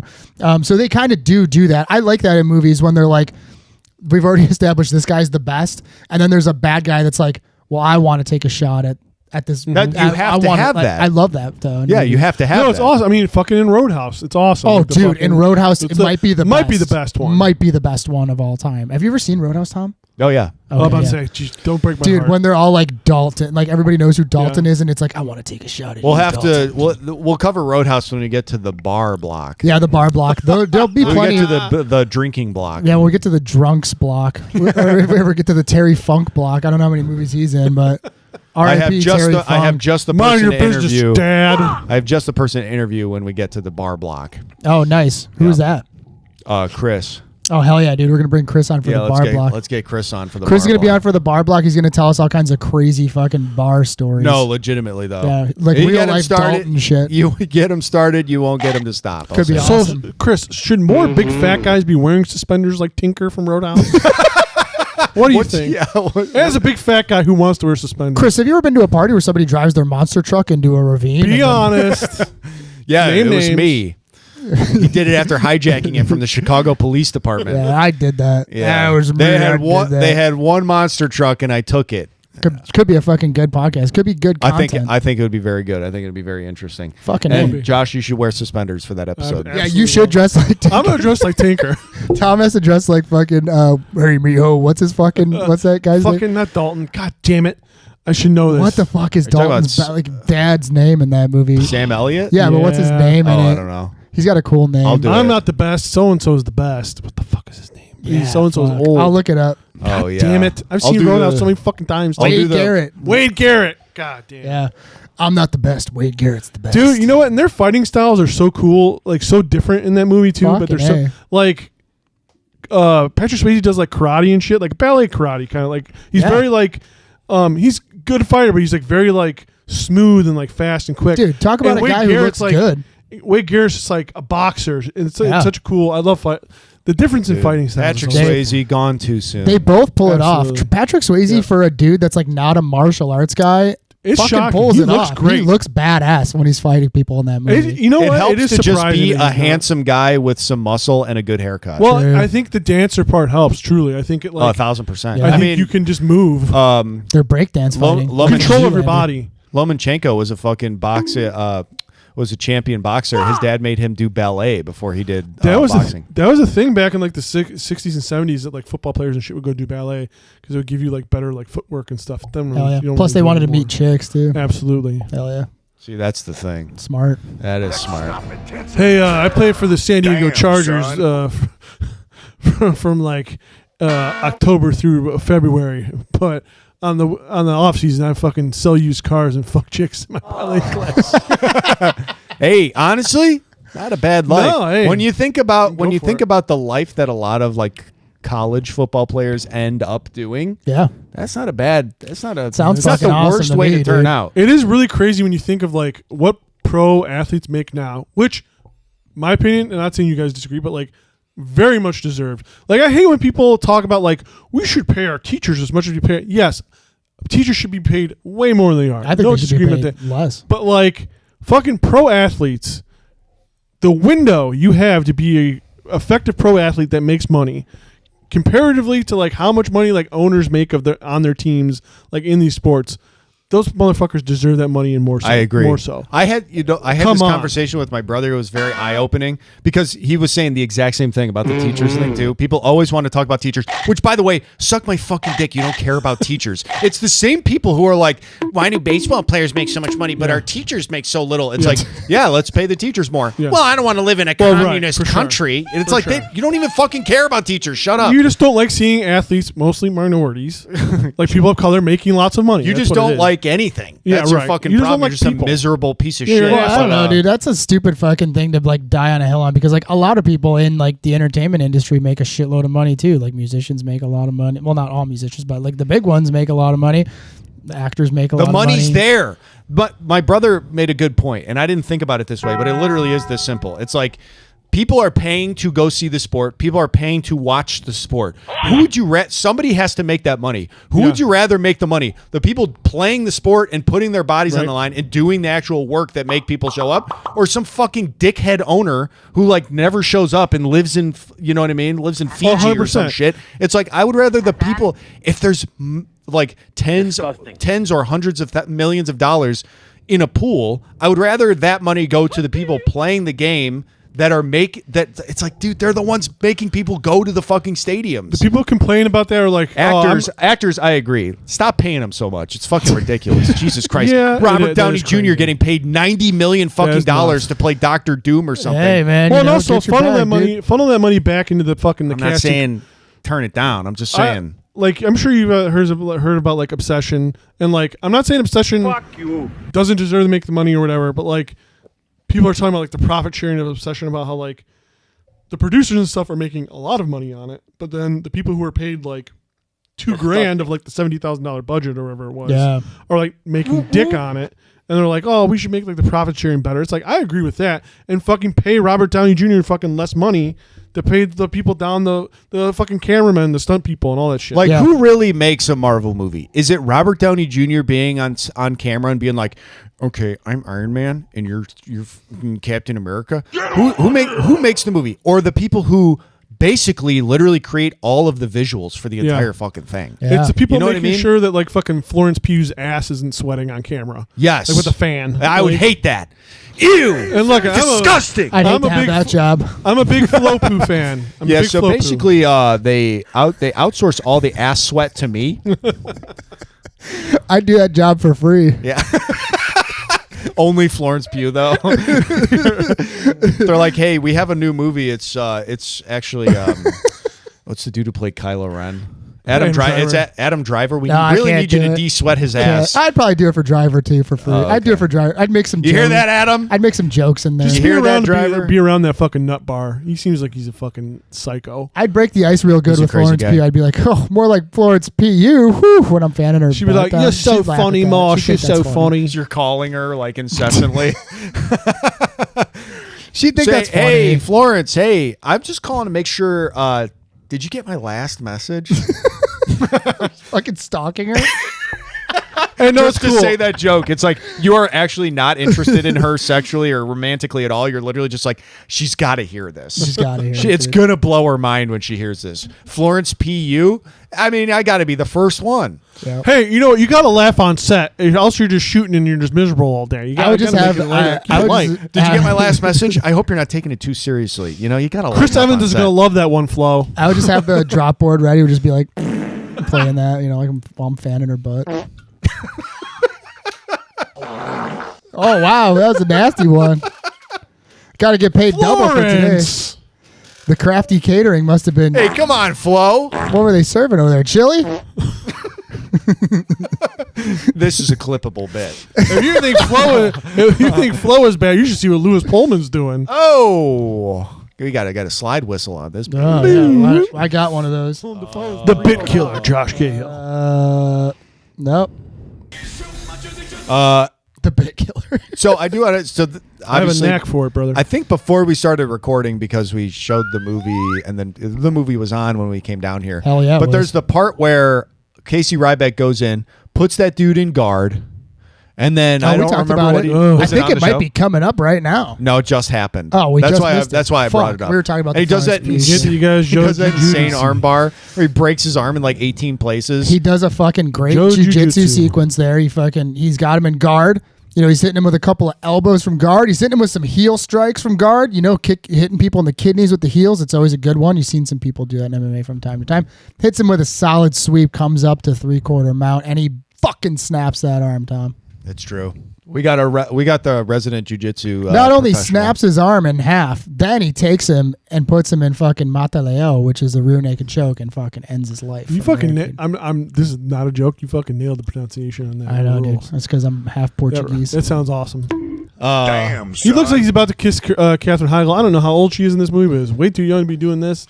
She's got to be 18, I assume, legally. I would guess 17. Okay, no, she's not. And I actually got some fucking stuff we can read about. You guys want to read this? I'll read this right now on the pod because it's actually pretty good. So this is under the legacy section of this movie on Wikipedia. Uh-oh. So we talked about Steven Seagal's allegations previously on this podcast, which there's plenty. This is one of the biggest legacies for this movie. So later, Steven Seagal was criticized for his behavior during the film. Jenny McCarthy unsuccessfully auditioned for a role in the film. I'm assuming for the bartender. God. And this is the situation where Steven Seagal auditioned her by himself and asked her to take her clothes off. Oh my God! Yeah, it gets worse. And then Katherine Heigl, who at the time was 16 when they were filming this movie. When the movie was made, she was 16. Said that on the last day of filming, Steven Seagal told her, "You know, Katie, I got girlfriends your age." Oh, to which she said, "Isn't that illegal?" And he said, "They don't seem to mind." Oh my God! Awful. Dear Lord! Awful. So bad. That upsets me more than the bug thing. Oh, dude, do we have so bad. It's funny that we started this episode off with me apologizing for a fake controversy. We just covered 3 movies from Steven Seagal and then gave that little factoid out there. Yeah, hold on, wait. The fettuccine Alfredo was good. That's our wipe for good. that. But yeah, that's a wipe. Let's just Men in Black it right but now. Anyway, yeah, he's awesome in this movie. Anyway, he looks really fucking cool in this movie. He's really great. badass. I mean, that's just the I'm not a nature of huge fan of his movies. movies, but you got to admit the guy's cool in person. Yeah. You know what I mean? Separate the art from the artist. It's fucking awful, dude. Oh, dude, so bad. It is This cool. is his downfall. It is cool that it is a cool wrinkle that the bad guy in this movie is not afraid necessarily of Seagal, but like it does fall short because you don't think he's going into this thinking he has a chance. Right. He just wants to fight him to test himself, which is like, I guess. But it is cooler. It's way cooler when someone's like, I'm going to fucking kill Casey Ryback. The knife fight sequence between the two of them is very good. My coat. That's it's like cool. kind of, fuck, you ruined my coat. This is kind of what I wanted out of Steven Seagal and Tommy Lee Jones in the first Under Siege. A little bit of a longer of a knife fight would have been fucking awesome. But this is a good one. You get a really, really good fight sequence here. It does suck he ruined that coat because that coat is rules. Dude, he's swagged out. I want Everett that McGill coat is so swagged fucking out bad. to 100. He looks awesome. He's got the camo pants, the green drab on, the fucking cool coat. He's got a cool haircut. I think his haircut looks good. No, he does look awesome. Honestly, I kind of want him kind of looking a little like Hannibal from the A-Team. I'm not going to lie. Oh, shit, yeah. He does look like Hannibal. Yep. Yeah. Yeah. I mean, we also didn't talk about this. One of the first things that Tom was the first one to watch this movie. And Tom messaged us right away, and he was like, fucking Seagal, you cannot hear a word he is saying. And he is peak whisper in this movie. Yeah, this is peak whisper talking to Steven Seagal. In the first part, in like the first like core of the movie, it is you cannot fucking tell what he is saying unless you're listening. He's literally like, "Hey, I'm gonna go on a train trip with my niece." All right, dude, I love this part. He's just beating the absolute dog shit out of him. This part was so silly to me when he knocks the knife out of what's his name, Stuart McGill. What's his name? Everett McGill. Marcus Penn is the character. Penn.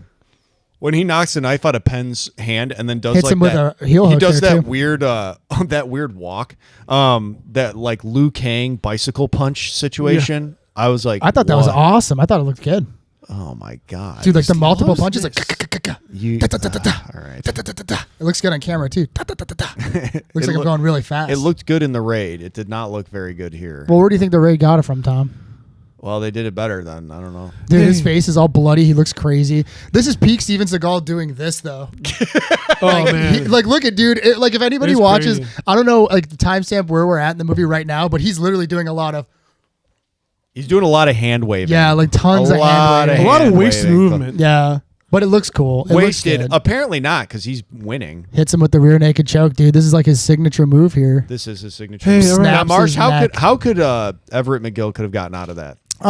Typically I like to, grab a little bit on my opponent's, palm or like whatever's choking me, kind of pull it down a little bit, get my chin down. From there, the Gracie style, if you're standing up, would be to kind of base and then stand backwards to like get a back take going, kind of throw them backwards, come up on top. I can show you that at class next week. Yes, perfect. It's a Gracie combative. You know what way. we should do from now on, honestly?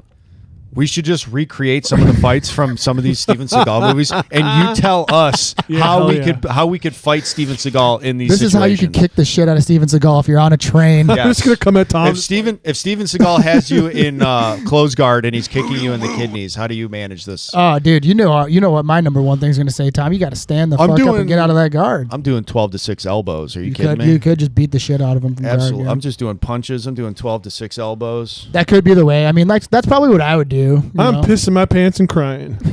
Please. Please. No, get out of here, big dog. You're going to fucking throw him off a cliff. No, you're gonna Overhead press him over You're a gonna cliff. literally stack him up, drop down, and then that's it. It's all. Hell it's yeah, over. I know Good night, all Irene. that stuff when I was. It's I good know night, what all stuff Irene. means. Absolutely. Oh yeah, here we go. So Dreaming won't do any good. we're getting close to the end of the movie here, and the main bad guy has his laptop. He only has a few seconds left Travis to solve. Bain. It's a solve laptop this with a issue cell phone or with a walkie-talkie attached. Yeah, to it. the satellite's about to earthquake the Pentagon. Oh, I meant we probably should have explained this. So the satellite is it's so top secret that even the government doesn't know where it is. Okay, Right. yeah. So like that's another thing that they say at some point. Like the admirals are like, "God damn it, Breaker! The CIA is always doing all this shit all the time." Like they say that a bunch of times. NASA thinks that they were shooting a weather satellite. this up into part right here. outer space. When they get on the helicopter, it shows the main bad guy on the ground, but he's also green screen, and it looks so bizarre. This part rocks. Do you know what I'm talking about? Here it comes. Here it no, comes. not- It's right here. Is it? Hold on. No, they're not gonna show it. Yeah. That weird like loop. Yeah. Dude, and these like toy trains crashing into each other is I fucking love, great. dude. It looks more, awesome. More toy trains crashing into each other. Yeah. I love a good toy train crash. You know what? There's a lot Miniatures of rule, in this dude. movie too. A lot of close-ups on Seagal's face where he's doing like a lot of Looking like that. fucking like Decker. Like, Yeah, this is like this scene is straight out of Casey Ryback running through the train as it's like crashing, exploding. And I gotta get off the train and get my How eyes the in the fuck sky. does he even with- get out and of the train Kingpin will here? come help me. with Abdul. Yeah. Dude, this is so good. This is peak. Everybody, David, you so guys you got to watch this better- movie. what did you Viewers, tell listeners, Abdul? this movie's fucking amazing. You're the reason America. What's his name? Something Chestnut. Morris Chestnut. Yeah, Lawrence Zax. Chestnut. Morris Chestnut. Morris Chestnut. Morris. Warren Chestnut. He just really didn't do it for me. For real? Yeah. he No, didn't do man, it I thought for he me. was like one of the. He's not in it enough. They either needed to cut him out disagree. entirely or make him I a thought he was bigger the highlight of part. the movie. Fucking Ricky from Are you Boys in the Hood, serious? dude. Oh, that's right. That's Yeah. who he is. He should have just played Ricky. They brought him back from the dead. Could be. Look at that fucking horrible ass Whoa, fucking green screen that's- explosion. that's this part 100% fucking rips Decker. though. Travis Dane That is looks holding onto the fucking helicopter. terrible. Steven Seagal Oh. shuts the door, cuts his fingers off. He falls down and explodes. And it looks bad. It looks great. I think it looks pretty good. It doesn't look half bad. No, it did look bad. It doesn't did look look that bad. bad, The fingers Tom. look good because they're practical fingers. Tom, it but doesn't look They're that real bad. human fingers. This doesn't actually. look that bad. Steven Seagal said, "I need some human fingers." And this is then the they end. Reached out I to never India. doubted you, Casey. Uncle Hey, Casey. white boy, come over here and let me cut your fingers off for this shot. Isn't it insane that they use real human remains in movies until like literally like Dude, remember the when we 90s? when I we think saw that's Texas kinda Chainsaw fucking Massacre 2 and they badass. were talking about? Yes. Dude, that's fucking. That blew whole my room mind. was real human bones, basically. That was crazy. That rocks. And I think they should bring Just that like back. Chinese prisoners. the bones in India. Oh, that's India's right, a like big Indian exporter. people. Yeah. But crazy. the bones in the Poltergeist. Oh, there's real like bones? the part, where she's in like the Toby water. Hooper loves bones, dude. Oh yeah, it is Toby Hooper for both. Toby Hooper did them both. Real bone guy, that guy. Real bone daddy. Now they're at his brother's James A. Ryback. Total pussy. Did you hear that? He's a real boner. I came up with Dude, that. that's good. Hey, that's a joke. I'm You gonna can write take that. You can take that. I'll give I'm you not going to credit. do it. I'm not going to do it on stage. You could just take it. And then we get the end credits. Casey Ryback in his dress whites standing over his brother's grave with his niece. With his soon-to-be girlfriend, apparently. And it's playing some crazy-ass music, too, at this part. You guys can't hear it because we got it on mute in the background, but it's playing some music where it's like, They love that, like, fucking bullshit blues, like white guy blues. They play so much, like, fucking, like royalty-free rock music in this movie. Like, the part where the two... are they corporals or whatever? Like where they're having sex in the train and like they turn some music on and it's like rock me all night, woo-hoo-hoo. And like they're like fucking, it's fucking crazy. Yeah, I'm working all day and I'm gonna get my drink on. Couple things. All right, we're That's at pretty good. It's like Empty Bottle. The end of this movie. That is Empty Bottle. There's a couple of things that they do in this movie that are great. There's one part where the two aforementioned corporals who work for ATAC, they're having like a sexual encounter on the train. It's consensual. They're having a good time. And like the helicopters fly over the train and the one guy sits up and he goes, "What the hell was that?" And the girl goes, "It was an orgasm." And then the second best part of this movie, so in the entire movie, the way Steven Seagal gets around the bad guys, the mercenaries, right? He's constantly climbing through this like same duct that goes into a bathroom. So he goes into the bathroom. There's a woman getting ready in there. She's like putting lipstick on. He's like, "Hey, I'm part of the good guys." And there's like a guy banging on the door like, "All right, come on, lady, you got to come out. There's a bad guy out there." So she opens the door and she's like, "My bra snapped." And you see her cleavage. And then Steven Seagal kills that guy and he just goes, "Tits to die for." Solid, dude. Solid. Oh, is this playing Fury right now in the background? No, it's fucking a working man. Oh, I'm gonna turn this off. Which is the Wooka Can't have Man. you guys distracted. They call me So, the Wooka Man. Let's talk about. I mean, we did rank our Seagal movies. Let's kind of give a final sign off to Seagal, I guess. Well, I mean, this is part of the train block, dude. I don't know if we can consider it the same. I guess so. I don't know. Did we give our final thoughts on the Seagal block already? We did. Yeah, we did. We definitely did. No, we definitely did. All right, well, we can loop it in there. Fuck it. I mean, it's technically a train movie. So we do have to, rank the train movies based on how much train there is in it. Well, I mean, this is if we're doing that, this is starting off strong. There's a lot of train. There's a lot of train. I mean, it's almost all train. But it's a real drops of Jupiter situation with how much train there is. Yeah, I was saying that. Tom was texting me. That's actually what they were listening to when they were boning in that one scene. Yeah. Tell me, did the wind sweep across your feet? The kisser Ryback coming here and teach you how to give your girlfriend an orgasm. Hey, move out of the way, dude, white I would boy. love Let me that. show What her. was that? It was an orgasm. Where did you learn that? From Casey Ryback. No, he's like, I did that myself. And then you see in the background, like Casey Ryback's looking through like the door, like the window of the door, and he's like, Yeah, hell yeah. Nodding. Instead of writing his like memoirs on like fighting tactics, it's sex tactics. "How to Do Cunnilingus" by Casey Ryback. Wow, I guess he's got some recipes in here. How to eat pussy too. Chapter 1. Looks good. Put a little hot sauce on it. How to Do Cunnilingus by Casey Ryback. Chapter 1. Booyah, Don't. The end. Don't. The end. Don't, white boy. Oh, on top of the White boys don't do it. The New York Times bestseller, How to Do Cunnilingus by Casey Ryback. The fastest read. It's one word on the page. And then I it's, love the and idea then it's that- just like an epilogue just thanking himself about how he's like, "Oh, I came up with this book." Hell yeah, dude. The publishing house is like, Casey, I got a hold of your memoir.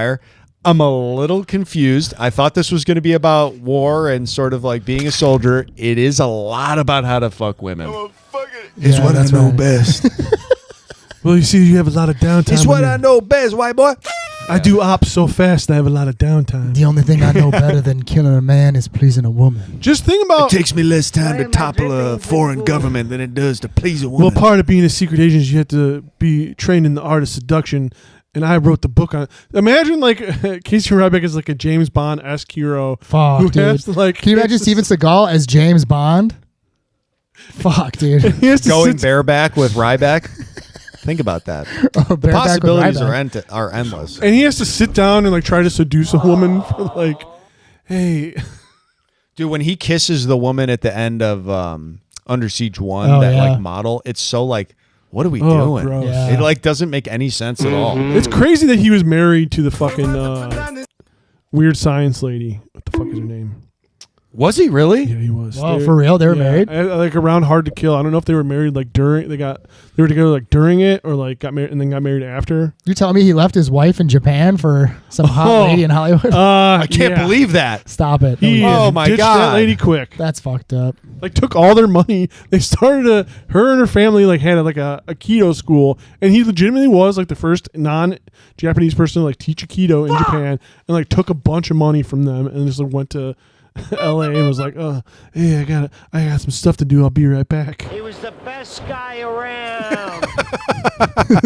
And then he started dating 16-year-olds. Oh God, no.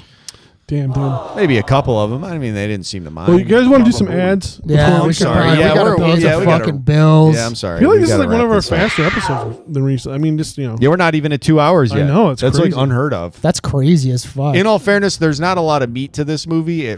Yeah, which I guess there is something to like about that. But I'm sorry. Why don't we talk a little bit about some ads? You know, Well, maybe we'll talk Marsh, about Disclosure Day. I wasn't able. We could talk about Disclosure Day. I would love to. Yeah. Let's do that after you just made it. So, like, here's our first ad one. Okay, yeah. Marsh, I got want it. to take that one? All right, they requested that I read this one. All right, I want to fuck this up. This week's episode is brought to you by Parallel Parking Buddy. Do you hate going to an event knowing you're going to have to parallel park? There's nothing worse than trying to street park Sure, while people I hate watch it. and It judge. is truly the worst. Oh my God, That it is stresses me fucking out. It is truly awful. fucking stressful. It sucks. Yeah, all right. Well, that's why you need Parallel Parking Buddy. With Parallel Parking Buddy, you'll have someone to guide you into your spot and intimidate judgmental onlookers. That's actually pretty Yeah, that's cool. cool. I think that's pretty cool. awesome. I would love Yeah, that. That's a maybe great like idea. a Casey Ryback. Yeah, with, absolutely. With their jacket. Hey, a little bit more to the ponytail. left, and fuck you. Yeah. White boy. Your PP buddy will do everything from make passive-aggressive comments about a person's appearance to full-on assault. That's actually pretty awesome. That's pretty good. All right, continue it. And don't worry, every PP buddy has done time and is 100% not afraid to go back. In fact, some of them just might surprise you and start knocking people out for no reason. I think Casey Ryback would just start knocking Dude. people out. Yeah, you got to I watch actually have out. heard about the PP buddy situation in various large cities. Yeah, I think some of the knockout game things you were hearing about might have been PP buddies. Yeah, it could be. Warning, PP buddies are not intended for home use. Please do not allow them anywhere near your home. When the PP buddy is finished with their assignment, leave them on the street. They know where to go. Use code PP at checkout and get a free face spitting on Parallel Parking Buddy. Hey, All right. that's not a bad deal. No. I mean, like some of the more premium options, like I think, like face spitting. Well, that's I you think know, yeah. That's called PP Premium. Yeah, you know, so pissing on people. The is PP like, buddies will PP spit in premium. people's faces. You know, they'll call them fucking stupid white boys. They'll, pull them out of their cars. They do all kinds of stuff. All right, Tom. Here's the next one. Oh, I'm sorry. That's okay. This episode is also sponsored by Flavin's Tattoo Shop. Love Flavins. Flavins. He does absolutely fantastic work. We're so excited to have Flavin's Tattoo Shop as a sponsor because they are the only tattoo shop that specializes in tattoos of Joe from Family Guy. They'll put Joe anywhere you want them to. Anywhere, Front, back, up, down, inside and inside. That's crazy. Yeah, that's weird. Inside and out. They're specialists. They know what they're doing. As long as it's Joe, they'll put it on you. I mean, I feel like there's probably guys. As long as it's Joe, you know where to go. It doesn't matter. Oh well, yeah. We'll have to reach you can out get a to hold him. of us. Hey, some people are. I think some of these Well, people. actually, you know what? That's why that's why they have us do it because we're the creative ones. Yeah. And we, pass off this stuff to them. And this month only, 20% of Flavin's profits are going to the Tracy and Stephen Relish Foundation. Tracy and Stephen Relish cause. Foundation is a nonprofit that rehomes abandoned snakes. That's been There's a lot out there. The Relish Foundation's been around for a long time. Yeah. Unbelievable. Just pluck on my heartstrings, would you? Flavins is happy to partner with the Relish Foundation to give out free Joe from Family Guy tattoos at the biannual Snake Fashion Show. Get inked with I've been Joe. to it. It's great. Get inked with Joe pissing on the Ford logo, which is what I got from Flavins. I think it's the best-selling tattoo. It's the best-selling tattoo. At Flavins. Everyone Honestly, gets that when I walked in, it was wall to wall. Joe pissing on various car Yes. brands. Yep. And I think all of them have sold. While a snake dressed like a cowboy slithers into their forever home. Don't we want to see that, guys? We do. Yep. Cute little snake and little outfit. Come on. Yeah, little boots. Use the code at checkout and get a nipple ring of Joe from Family Guy dressed as Darth Maul on the house. Wow. Free nipple ring. That's Get the crazy. fuck out of here. On the house. Guys, you can't Some beat great that deals deal. this week. A good cause, nice and cheap, free. I mean, great promo. Imagine going to this snake fashion show and you see a snake dressed like Casey Ryback. Come on. Oh my God, a little. Can we get a snake and dress it up like Casey outfit, Ryback? like Johnny Cash, cowboy boots and slick back hair. Slick back we get a hair. little tiny wig. I mean, now that you mention it, Casey Ryback kind of looks like a snake a little bit. Kind of looks like a snake. Does. You're right. Yeah. Looks like a giant snake. Finally, this week, this episode is brought to you by the Midwest Foreskin Museum in beautiful Pinocchio, Illinois. The MFM has mint condition, expertly curated foreskins for some of the most important people in American history, including Henry Ford, Al Gore, Edgar Allan Poe, Charlotte Copley, President Grover Cleveland, Cleveland from Family Guy, Murdoch himself. 2 out of the 3 Pep Boys, Captain Crunch, PewDiePie, and Dimebag Darrell. Get the fuck out of here. Dimebag, Brother Dime? Yep. They just have one rule. Don't ask them how they got them because they don't want to tell you and you don't want to know. True. And now, thanks to a special partnership with Microsoft Copilot, the MFM is now able to 3D print perfect replicas of celebrity foreskins. Ooh, that might be nice to have around here. Dimebag Darrell's foreskin. I've seen it in plastic, hard plastic. It's kind of like one of the if you ever went to the zoo and they have those like wax machines. I know you can exactly get like a what you're gorilla. talking about. I know That's that kind of deal. So you type in like the celebrity you want. These replicas are made from AdamandEve.com grade rubber and are 100% wearable. So the idea is come to MFM and crush your handball championship wearing Buzz Aldrin's penile hood. And if the fun doesn't stop there, now the MFM can now replicate foreskins of famous fictional characters as well. Wow. Kind of like recreate what it might have looked like. Absolutely. So instead of a ring, like that. have your spouse gently slip Optimus Prime's mushroom cover over your respectfully flastic cock while you renew your vows. Yeah. Now, that's what we call getting the actually, Tom might be mad about that. That's what we call I getting. think that's kind of woke, but I mean, we can continue. I think that like it's a very popular franchise. I think you want to. I won't chime in. Tom, they're fucking paying us. I won't Just chime shut in. the fuck I won't up. chime in. I'm sorry. Keep your opinions to yourself when it comes to the finances. I think if you want to go and you want to talk to them about, don't put robot foreskins in your menu of what you can get through the machine. I think that's your right to do that. Well, I'm just saying, I want to encourage him. I feel like if we let him vent, he will stop talking about it. Let's just keep going. I'll never stop talking about it because I believe in the spirit of justice. Jesus. You guys hate God and you hate justice. Bundle tickets for the Midwest Foreskin Museum using the code 4 and get 30 minutes in the Foreskin Tornado Tube for free. You'll never win. All right. And that's it. Yeah. No codes there. Okay. All right. Yeah. Use code 4. Oh, cool. Yeah. Okay. You know what? It's funny because it's like Henry Ford foreskin is there. They could say Henry Foreskin. Henry like Foreskin. Yeah. Well, and that goes. Hey, that's like a porno, a real life porno man, like a historical porno. Yeah. That is, and that's kind of the angle you could take. We can talk about your Type 5 after this. That's fine. I mean, really I think we're gonna do a hack situation together. where I am the face and the voice and like the Don't charisma, be rude. and then you guys are helping me like hammer out the jokes, and then we have like a platonic thing that people maybe kind of say is a little bit more than that. Sometimes. Yep. Depending. Yeah, Plus, I mean, it's not uncommon for, like a great comedian who's good at doing stand up to have like some writers, maybe. Oh, yeah, absolutely. It happens all the time. Yeah, all the time. It happens all the time. I mean, you're making Kendrick Lamar's beats. Yep. You know what I mean? I heard you're writing his lyrics too sometimes. I mean, sometimes, if he asks. Maybe we'll do that. Maybe next show we'll kind of workshop the lyrics that Marsh is writing for Kendrick Lamar. I could write some beats. And you got those headphones, the Beats by Marsh. Yep.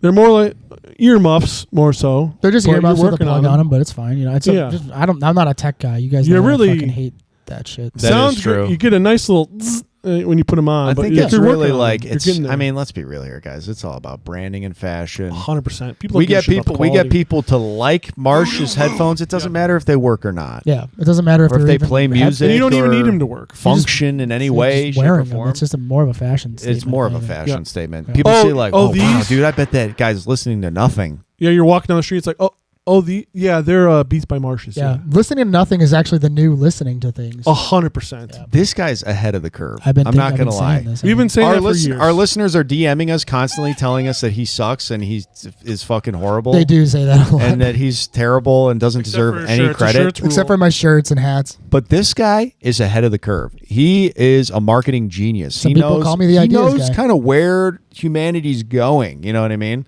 I think that's a beautiful thing. Sterling Cooper Draper Marsh. And that's the last, thing I'm ever going to say on the podcast because now I am Dark Aura Marsh. Yeah. and like I said, I'm the Joker of the pod opera. He kind of has been the Joker this whole time. I don't know. What do you guys think? Penguin. Oh, I don't know about the Penguin. Okay. The Colin Farrell Penguin? I was thinking. Did Batman ever fight like a big rat? I mean, they have done Batman meets Teenage Mutant Ninja Turtles, so like technically Master Splinter is in the Batman universe somewhat. That's true. Oh, okay. That's Rats fine. are I could also running see amok. Clayface, but okay, no, but not when he's transformed. I don't know. I see you more as like an Clayface. Alfred, like a servant or something. You're like making food. I am tea. kind of a support character, I suppose. You're just like, hey guys. Well, Alfred was actually Alfred was actually SAS. So no, but you're like Alfred if he. no, if he wasn't SAS. Sad ass sucker. You're like Alfred if all he did was just. You're be a like butler. Alfred if he didn't have any of the cool stuff. You're like Alfred if he was just a butler, nothing cool or interesting. Yeah, all you did was like dude. Okay, imagine this, Tom. Clean Bruce Wayne's underwear. All the time. Imagine this. You need to eat more fiber, You're Master Alfred, Bruce. but you also offer no truncheon insight, and you are not intelligent or interesting in any way. Yeah. Your backstory is incredibly boring and bland and probably unknown completely. What do you think? I think it's perfect. Yeah, that's perfect for what you are capable of. That's think so. about my wheelhouse. That's about my window. Well, let's just set the audition up right now. Like pretend like you're carrying in a tray of like some, Master Wayne or whatever, and Josh is Batman. Yeah. And I'm just hanging out. Master Wayne. Crime in the city just won't quit. Do you want some tea, Master Wayne? Alfred, you have to actually put water in the cup. Oh, I'm sorry. I'm just such a stupid idiot. And that's- fucking rat-faced moron. And that's not a tea bag. It's one of those things that come with the shoe, like the desiccant thing. I think that'll poison me, Alfred. Is poison bad for Alfred, you, Mr. Wayne? Alfred, my parents didn't do a thorough background check. Can you read, Alfred? Not entirely, Mr. Wayne. Okay. Well, But don't worry, I didn't come here to offer you any trenchant insight. I did not come here to give you any advice or anything intelligent to say. I just came here to give you your poison that I was told was good for you, Mr. Alfred, Wayne. that's really, you gotta stop. I'll have one of the boys come around and help you out, because one of the boys I keep around here and come help you with the tea. You and do keep a lot of boys around here. There's nothing weird about that at all. No, and I've never no. questioned it. I'm not smart enough to question the fact that you Look. always got a revolving door of boys. Where that do you come want to in be, and out on of the here. street? I don't think And so. they're always in the underwear too. And there's nothing weird about that, I don't think. It is a superhero costume. It's tactical briefs. Yes, yes. And what do you know, Costume. you fucking cockney freak? Making your poison tea. Very good, sir. Yep, absolutely. Get the fucking Very good, sir. piss off, as you limeys say. Yes, sir. I will send in more boys for you. So stupid. I know you love the boys, Mr. Why did my Wayne. dad hire that guy? So what do you think? That was pretty good. Thanks. It was pretty good. I appreciate that. I think you could definitely play Alfred in the next. The Batman. Matt Reeves? Yeah. The why next not? Matt Reeves movie? Why not? Sick. Young Alfred. Who played Alfred in the Matt Reeves movie? I think Andy Serkis. That's right. That's right. Could be me. What's his name? Caesar the Ape himself. Yes. And Gollum. And Gollum. Butler must not kill Butler. And also And also what? Dr. Phil. Too. He played Dr. Phil. He played Dr. Phil in the biopic. Yep. Okay, Master Wayne, you got to eat your grilled cheese before it gets cold. You got to obviously have some parent issues, some grief issues that you have not worked out. Was that a metaphor, the grilled cheese thing? It's like, no, you literally need to eat your grilled cheese before it gets cold. I made that. Look, I'm going on Kill Tony. Everybody's going on Kill Tony. I'm going to be dude. off for a week. Who would I be in Batman? Probably one of those blimps from the Batman animated series. You would be either Tweedledee or Tweedledum. Yeah. You'd be one of those. No, who's the one detective, the fucking scumbag one? Flask. I think it'd be a good Harvey flask or just whatever flask. It's not Harvey flask. Yes, I completely agree. I'm I glad think we so got that. too. I'm glad we got that sorted. I'm the mentally challenged butler with no discernible qualities or characteristics. I'm the and blimp. Josh is the cool detective guy, Yeah, like and then the Marsh is anti-hero detective. the Joker. Yep, pretty much. That sounds about right. Yeah, it's cool. It sounds good to me. Yeah, really nailed it. Yeah, I think that you just described the podcast perfectly, dude. That's true. All right. When people tune in, they want to see the Joker. They want to see what the Joker's up to. No, everybody hates the Joker. Apparently, that's why I am the Joker of the pod opera. Well, if you would stop shipping used condoms to all of our listeners. Well, I think told it's you that. pretty funny, I told dude. you it didn't work on Suicide Squad, and you're like, no, it totally did. It I made the think it's movie a hit. hilarious, and everybody liked it The a lot. picture of you like dangling the condom, like.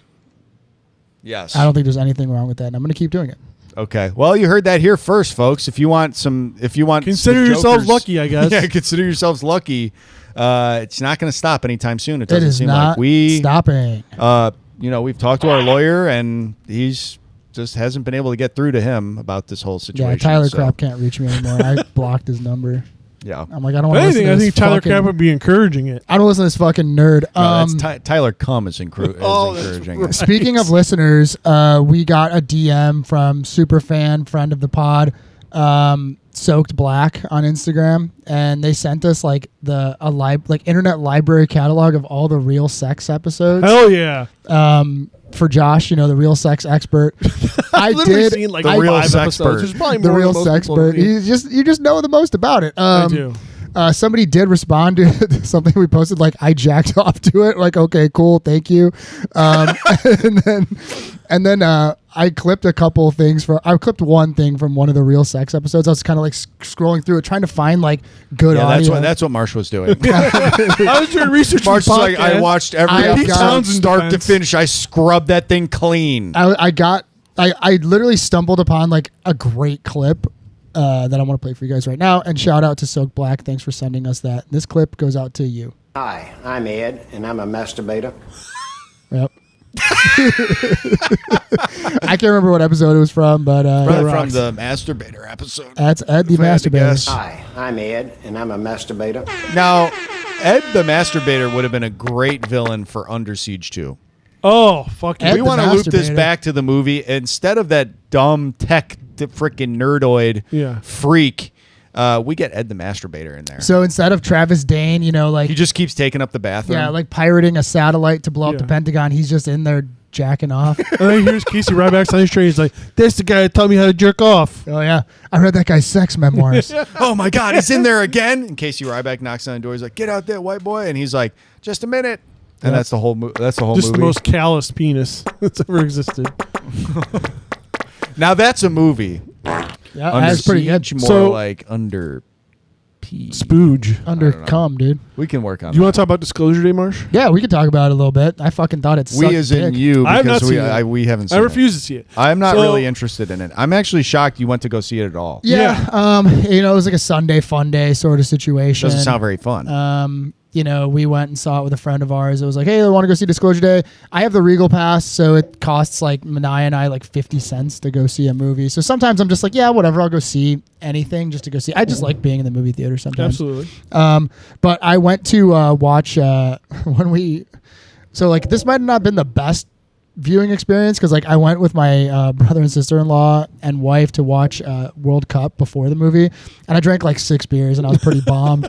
And then we went and saw the movie. Yeah.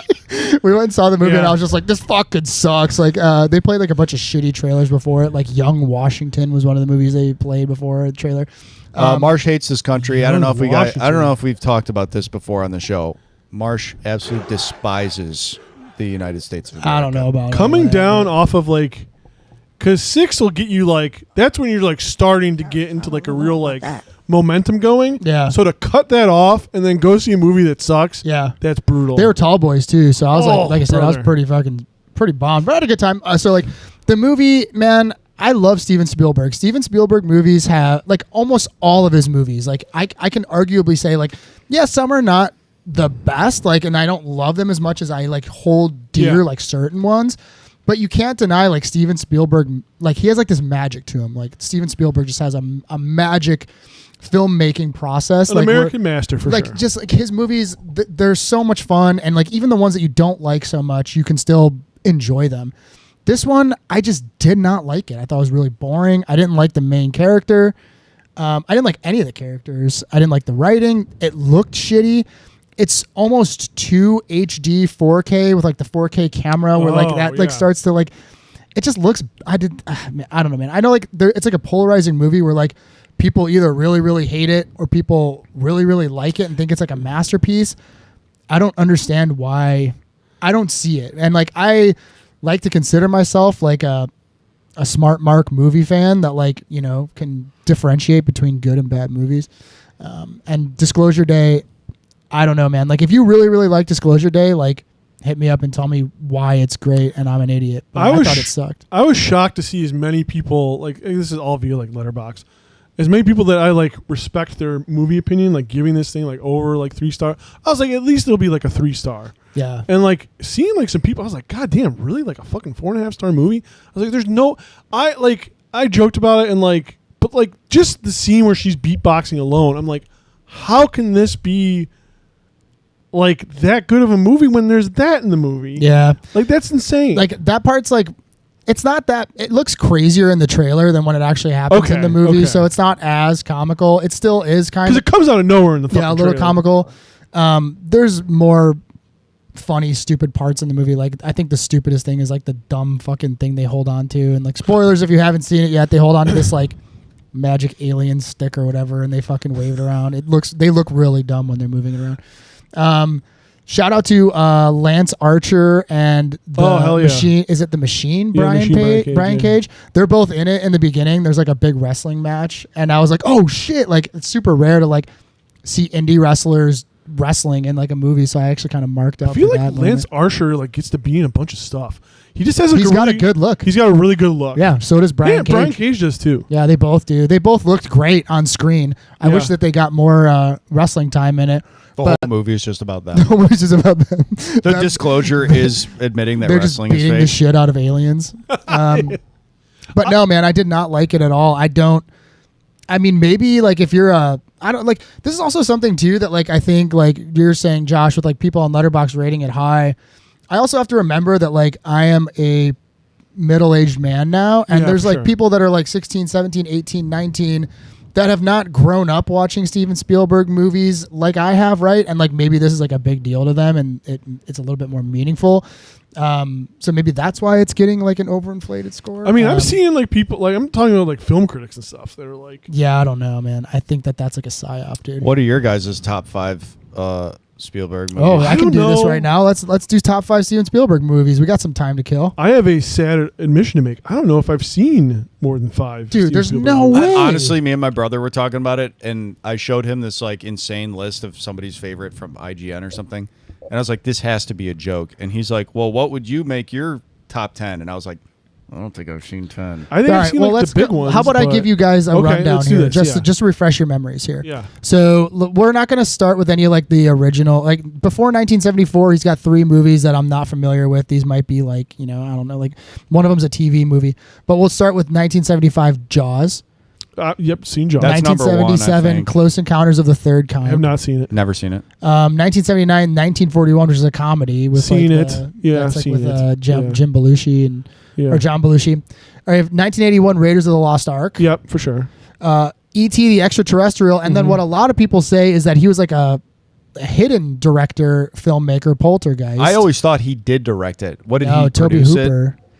He must have I thought he was produced like maybe He supposed produced to do it. it. Yeah. Oh, okay. Yeah, He produced Hooper. it. I He did know that. produced and wrote Poltergeist. I've not seen Poltergeist. But a lot of like, Really? you've Oh, never it's seen great. Poltergeist? I It's think awesome. that there's a lot of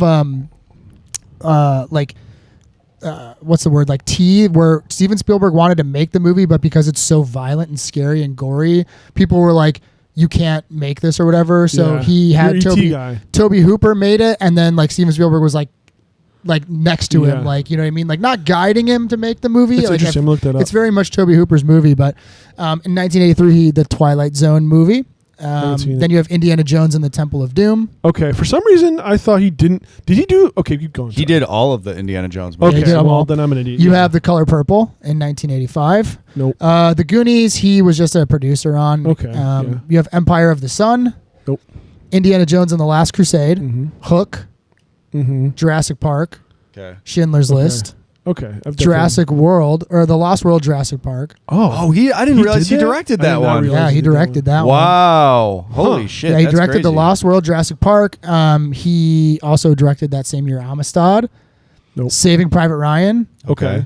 AI Artificial Intelligence. Yes. Minority Report. Yep. Yeah. Catch Me If You Can. Oh, yeah. The Terminal, War of the Worlds, Munich.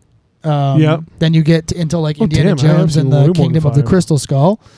The Okay. Adventures of Tintin, Warhouse, Lincoln, Bridge of Spies. Or horse. What did I say? Warhouse sounds like a fucking Warhouse sounds like a Warhouse. fucking rad movie. Yeah, though. it does. Warhouse We could be should cool. write Warhouse. Yeah, We should, Warhouse. honestly, TM trademark. You fucking take Warhouse. Wait, hold on. We'll fucking send a fucking Warhouse, PP buddy to dude, come and it's beat your about ass. it's about like a French They do house brothel of calls. like badass like women fighters that like Oh, hell lure yeah, in the dude. soldiers and they kill them, dude. Warhouse. Wearing, like, instead Nazis? of like whorehouse, it's Warhouse, and they lure in the Ooh, Nazis and dude. they kill them. Fucking for real. Could We be might pretty cut this cool. out.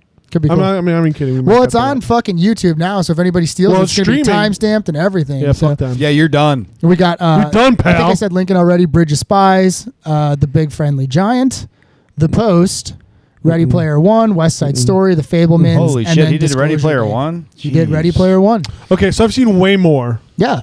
So top five. didn't What do you realize think? I he mean, you did could so top many. five this easily. Yeah. One, oh man, I don't know. I really fucking love the Indiana Jones movies. Dude, it's hard because like I would put That's the Indiana really Jones hard. movies all in my top five, but I mean, like I got to pick five. I could do my five right now off the top. Okay, of my go head. ahead. Easy. Jurassic Park, Saving Private Ryan, the first two Indiana Jones movies, and Catch Me If You Can. The first two Indiana fucking Jones nuts. movies? Yeah. So is not. nuts. Actually, you know what? I'm gonna pull Catch Me If You Can. Put Jaws on there. Okay, thank you. I was vibrating. I was Yeah. like phasing in and out But of hell. only because of the Quint monologue that was written by what's that writer's name? Dude, so we obviously saw Jaws at Music Box the other day, and the part where Quint is on screen the first time when he scratches the blackboard, the whole audience started laughing. John Milius. Oh yeah, John Milius wrote that monologue where he's talking about how the USS SS Indianapolis. Doll's eyes. Yeah, it's fucking awesome. Were they laughing to piss you off? Sometime the shark go away. Sometime the shark didn't go away. I love that monologue, dude. I think it's Yeah. one of the best monologues in fucking cinema history. John Milius is one of my favorites of all Were you time. gonna We say should it do a pissed John you off when Milius they- block. It did piss me off. I just didn't Why understand. laugh I was at like, that? what? I was like, what is the fucking funny? It's literally like he scratches the thing and then he's like, "Oh, you're looking for a shark," and he starts biting the cracker. People start laughing. I was like, what is the joke Do you here? know what? Fucking, not everything needs to be fucking. Have we talked about this on the podcast? We have before? talked about this a few times. I want to say like we have. We I should feel probably like- talk about it. Because that's again. what not one of the things. It's like one Also, of, the part. I'm sorry. we are very aligned in this. The part where when the shark gets into the pond and it kills the lifeguard, and Michael, the older son, is in shock and he basically passes out. Yeah. And they bring him to shore and the mom goes, "Oh my God, he's dead." The whole audience started laughing. I was like, Why the fuck That's would not you- a joke line. I feel like at this point Marvel has fucking poisoned think everybody's they have. brains Dude, to think that like any serious line is like done ironically. Yeah. It's like, this is a mom who literally, her son was just in the water with the biggest shark ever fucking recorded in history, and it just ate a dude, and he had to be dragged to shore, and he's seemingly not breathing. Of course she's gonna think, holy fuck, he's dead too. And people are like, ha ha ha, she's overreacting. It's like, yeah. I think there's She's also, fucking terrified her son is dead. I also I think don't that know. there's a thing of like older movies. I think people watch them with the veneer of like irony. Yes. Where it's like Yeah, true. nothing unless it is like very modern. Everything that's old is like it's a little like much or like it's funny because it's old. Like it's hard to watch like old movies because like old movies like I cry almost every time I watch It's a Wonderful Life. But like there's so many people who are gonna laugh at that as like it's stupid because it's like the acting is different than what you The get now. only funny thing about It's a Wonderful Life, because I've never... And there is funny shit about it. I watched it for the first time literally, I think last year, maybe 2 years ago tops, and I had never seen it before. and I thought it was fantastic. I see why it's like such a huge classic. I'm surprised you like it so much. It's really about communism because you're like woke. You're like a woke hater. No, it's actually about capitalism and how it's definitely about communism. You need to definitely about communism and how communism actually wants you to kill yourself. That's what it is. Communism actually wanted him to commit suicide because what happened was the angel came down and he was like, "You should live because there's so much to live for." And then the communist angel, which is actually the devil, was telling him, and this was cut from the movie, from the original movie. The Red Devil. They originally had the devil, and he was saying, "No, you should do it because you suck and making money is evil." And then he's like, "No, I just found out making money is great. That's why we love to live, is to make money and make shareholder money." And I agree. You love Mr. Potter. Okay. Yeah, Mr. Potter's nothing but a good businessman. What? He's just cashing in on the debt he's owed. Yeah. What do you want him to do? I'm sorry. Does it pay to like have bad ideas? Like you know what I mean? An industry, take a mile. I mean, Mr. Potter's the hero. It's like when one of the times I saw the thing like fairly recent in the past like 5 years. There's parts of the thing that like people are laughing at. I'm like, this fucking not. It's just watch the movie. I'm just gonna say this right now on the podcast, and I don't care if people get mad about it. Shut the fuck up. Yeah, for sure. Shut the hell up. Unless you're watching Dumb and Dumber, or fucking I don't know, Deuce Bigelow, Male Gigolo, or It's Pat at the movie theater. Shut the fuck up. I'm sure we already talked about, but like the Music Box had to do like a thing where people were laughing. They literally said this. They were laughing during Blue Velvet. They laughed like they literally did this at a couple of screenings I've gone to see at the Music Box, where they've been like, "Hey guys, like, please understand that like some of these movies might seem weird or funny to you, but they're not to everybody here. So like, please be respectful." Because I think I talked about this on the podcast when me and Nia went to go see Possession at the Music Box, which is like a movie I'd been dying to see on the big screen forever. And the audience was just laughing like fucking crazy the entire movie. And I'm like, look, I get it. They talk a little bit funny in the movie, like, but this is not like, I think that like, I'm really hoping this changes for the Music Box, at least.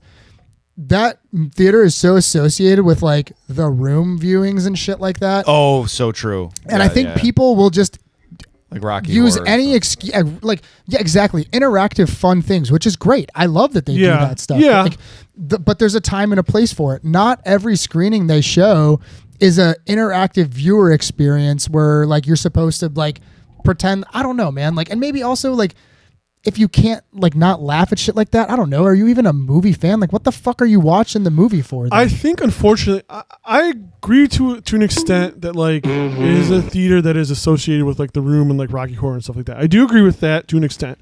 I do think more so that it is just because it is a repertory theater, and this is not its fault. This is totally the people going there's fault. It is like it attracts people who have like an ironic detachment to stuff. So it's like there's no buy-in to things where it's like you can't, people who just like can't let the movie, they can't get into the world of the movie and just let the movie be the movie. They have to be like outside of it and being like, well, it's funny that the CGI is so obviously bad. It's like, yeah, it's the fucking 70s. There's definitely probably some people like that for sure, but I also think that like, dude, the Music Box also attracts a lot of big movie buffs and people that want to see these movies on the big screen. Exactly. If I was Tom seeing Jaws and people were laughing during it, I would literally just be like, shut the fuck up. Like, what the fuck are you laughing about? When we went and saw, what was the fucking Chow Yun-Fat movie we all went and saw at the Music Box? People were laughing at that. Oh, like, no. City on Fire. City on Fire. People were laughing at shit in City on Fire. Is crazy. But like, dude, like, Hard Boiled I was laughing. Like, just shut the fuck up. But it is meant to be over the top, though. That movie's so, but City on Fire is like so I agree with you, Marsh. dramatic and serious. And also, like, I want to make it very clear. I think I was also telling you guys to shut the fuck up at Hard Boiled too. Kayla literally was like, Marsh, it's not that serious. And I was like, because I get so mad, dude. I don't. No, that's how, I mean, Ed was getting really fucking. He was just like sinking in his chair, like. Your brother? Yeah, because people were like laughing and talking during the movie. It's not shocking. They kept getting up. It's like, dude, I have never experienced so many people getting up during a movie. I was like, don't people just like kept getting up and sitting down. It's like, look, Hooper is a comedic character. Hooper has a lot of like funny lines, and there are some things you're supposed to laugh at. And there are some things you're supposed to laugh at. Yes, 100%. I'm not that guy saying you can't laugh at those things. But I also think that there's like this weird. There's good jokes in Jaws. I also think that there's like this weird aversion to feeling anything other than like irony nowadays. Dude, is what I'm saying. Ironic attachment. It's literally like anytime a scene might make people feel like scared or sad or whatever, they have to play it off like, isn't this gay? Isn't this gay? Or whatever. Yeah, it's look like at her overreacting. Yeah, it's look at her being maudlin. overreacting. It's like, well, of course she's overreacting. She thinks her son is dead. I don't understand why that. It's not a joke. Yeah. You know what I mean? She's not being like, like the mom from fucking Arrested Development or something, where she's like this dramatic character, like just because she wants attention. It's like, no, dude. She's not she's not an actor. She like is a mom that thinks her son died. It's always dorks who laugh too loud too. Like those people who laugh at a joke and they're like, well, there's some people that like want to make it about them too, like in the movie theater. And I'm like, yeah, dude, why don't you just start a podcast with your 2 other white friends and then you can laugh about all the things. Here's what we're offering to you, the Music Box, because first of all, I want to make it clear. I want to make it very clear. Here's what I'm offering to you. Tom is going to beat the living dog shit out of anybody that laughs during the movie.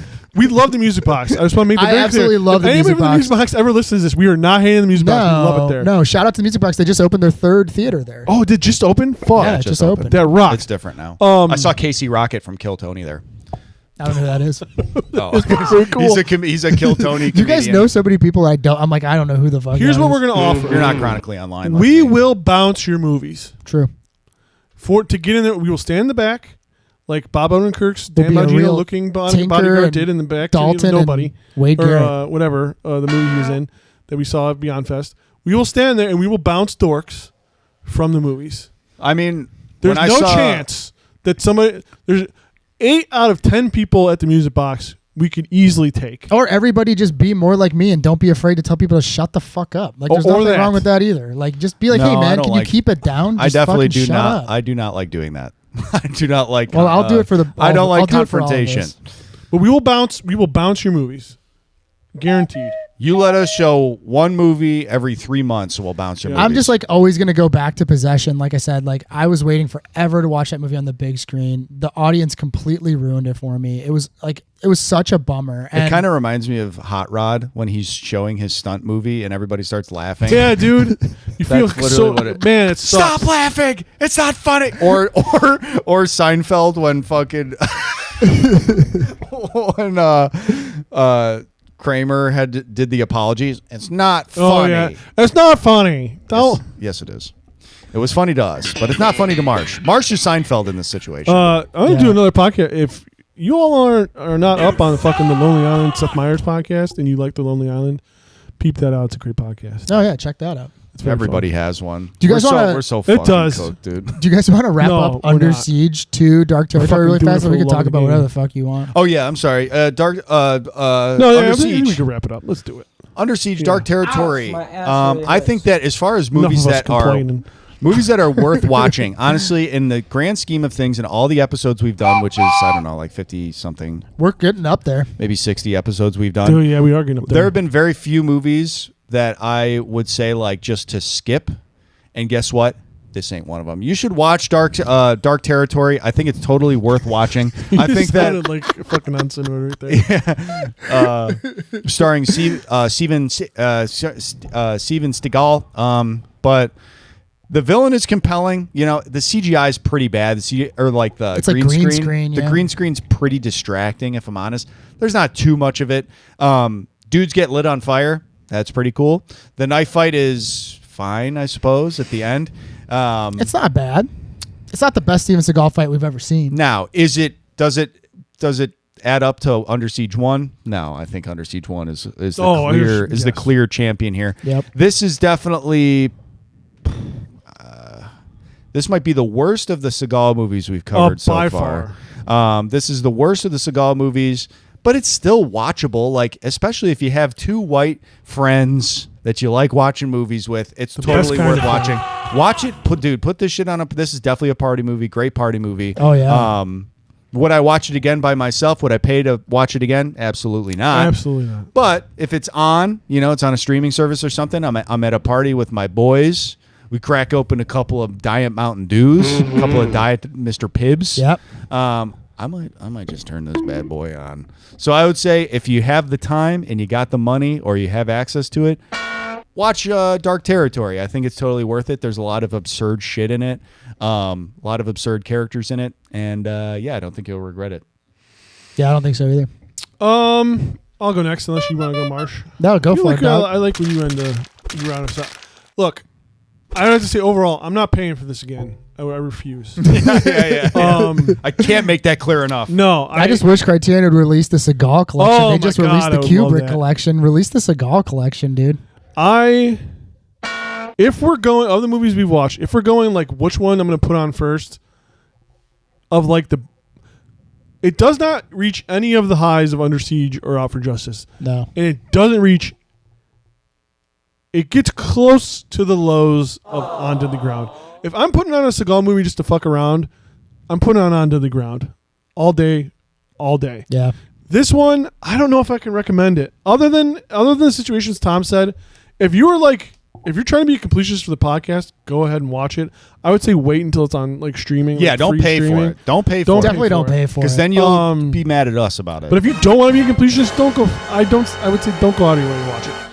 I will. It's fine. It's just like there are funnier and better of the Seagal movies. I would say it was good. It's a fun watch. It's just like I don't know. It didn't blow me away. It just did not. No, it did. Either way, there's a good amount of there are a good amount of dummies getting thrown off of stuff. Lots of dummies. And that is a plus. And one of them hits the train, and it's fucking hilarious. We were all laughing at it hard as fuck before we started I thought recording. for sure that when they were killing the first two people with the codes, I thought for sure the woman was going to survive. I had this weird feeling where it was like, there must be a. Yeah, she wasn't in it enough.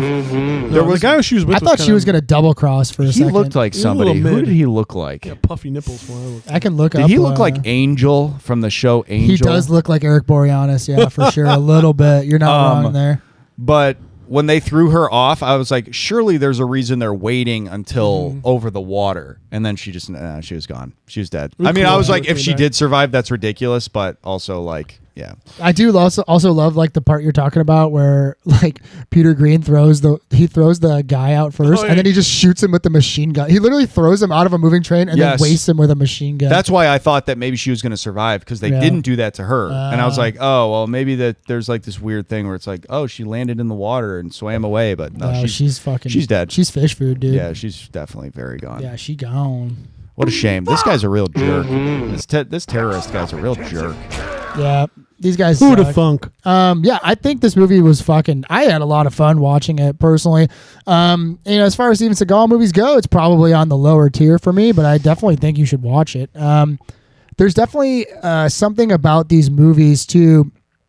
Steven Seagal always has like some of the best bad guys in his movies. Yeah, they are. The bad guys are fun in his movies. In all the movies we've watched, the bad guys are fucking awesome. Because they are so bad. Because they're so bad. Because they are like, evil people. We've talked about this too. Like he has to be the best. He has to be the most good. They are just. There's no middle of the road. There's no middle ground. He does not want anybody to there no gray area. Yeah, there's zero gray area at all. Like the bad guys are so fucking fun in all these movies.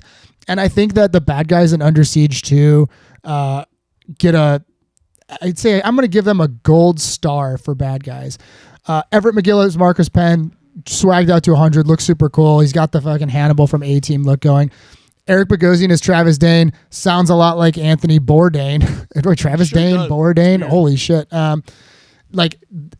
Eric Bogosian does a really, really good job as this like smarmy prick, smarter than everybody, tech guy that just wants to wreck the world. Like a Lex Luthor sort of character. Peter Green's in this. Tons of great character actors. Like as Tom had mentioned, the guy from Breaking Bad. I can't remember his name. But yeah, the bad guys are awesome. I think that they're a lot of fun. As far as movies on trains go, this is the first movie we've watched on the train block, so I can't say without a doubt it has the best train. But I mean, pretty good train nonetheless. Hey, good train, good start with the train. What is the next one? Is it Money Train or is it? We have Money Train and we have Unstoppable. We haven't really decided which one we're going to do next. So I don't know. I don't know. Yeah, I feel like Money Train might be a fun one to like. I don't know about Unstoppable. I've never seen it. It's a Tony Scott. I think it's going to be good. So it's got a good pedigree. I think it is pretty. It's got pretty good like reviews. I'm actually really excited to watch it because I heard it was good. Let's do it. Let's do that one next. Yeah, Unstoppable from 2010. And then that way, if that one's kind of a stinker, we can end it out with Money Train, which is going to be Denzel Washington, Chris Pine. Could be fucking awesome, dude. Could be good. Dude, hell yeah. R.I.P. Tony Scott. Yep. A little bit more of a modern movie. Not a lot of movies we've watched past 2005 5, honestly. What are you talking about? We've watched a shitload of movies from the 2010s. Yeah. Well, we should put a fucking stamp on that. I keep thinking in my head that it's like we cover nothing but the oldies. We only and then cover we really the classics. haven't actually. No, Literally, Expendables 4 came out in like 2020. Yeah, dude, we did all the Expendables movies. Those Yeah. were all 2016. Like I feel like, and then we did Solomon Kane. We did Solomon Kane was. Oh yeah, that was 2008. Yeah. I think. No, there's no way that was 2008. Solomon Kane. Yes. Let me look this up. Look that up. We'll see. 2009. Damn, Tom's right. Oh, Fuck. shit. Holy shit. Yeah. 'Cause I think I was like just out of high school. Maybe still in high school. I don't remember. Yeah. We're old. But yeah. So next week we will be back with Unstoppable starring Denzel Washington and Chris Pine. Hell Yeah, yes. I'm excited to cover that one. Unstoppable, just like this podcast, folks. There's no way Unstoppable, that guys. one's gonna be fucking. No, I don't think it's gonna be bad. I don't think it's gonna be bad. Like I feel like I'm gonna be like, holy shit! I can't believe it took me so long. Is to watch it this another movie. just a dark territory? No, then? it's literally there's. I don't think it's like it's like. I think it's like a survival train movie. Yeah, it's like a run. It's like a fucking. There's a train disaster. Yeah. So it's not like punching like guns. I don't think there's any What, punching. is my brain fucking Damn, not there's- working? there's I'm no like, punching. punching There's no guns. punching. There's no punching guns. There's no dude. punching guns and stuff. God damn. Damn, Josh picked a movie without any punching or guns. He's gay. He's gay. Hey, it is Pride Month, folks. Here's my coming out. I Happy picked a Pride movie that Month. doesn't have guns or not or fucking fighting. We're only joking. It's all satirical. Don't at me. I go home to Mel. I'm like, 87% of the show's satirical. babe, I have to break it to yeah. you. I'm gay. She's like, why you say it? Well, I picked a movie that doesn't have any fighting or guns in it. Those are the criteria. I could never own up to Kayla like that. It would never happen. I would never do that to her. I know she'd be absolutely gutted if I said something like that. Yeah, all right. And with that, guys, All right. we'll be back We next love you. week. We're Bye-bye. looking forward to We'll it. be back. Monday, See ya. Bye. probably.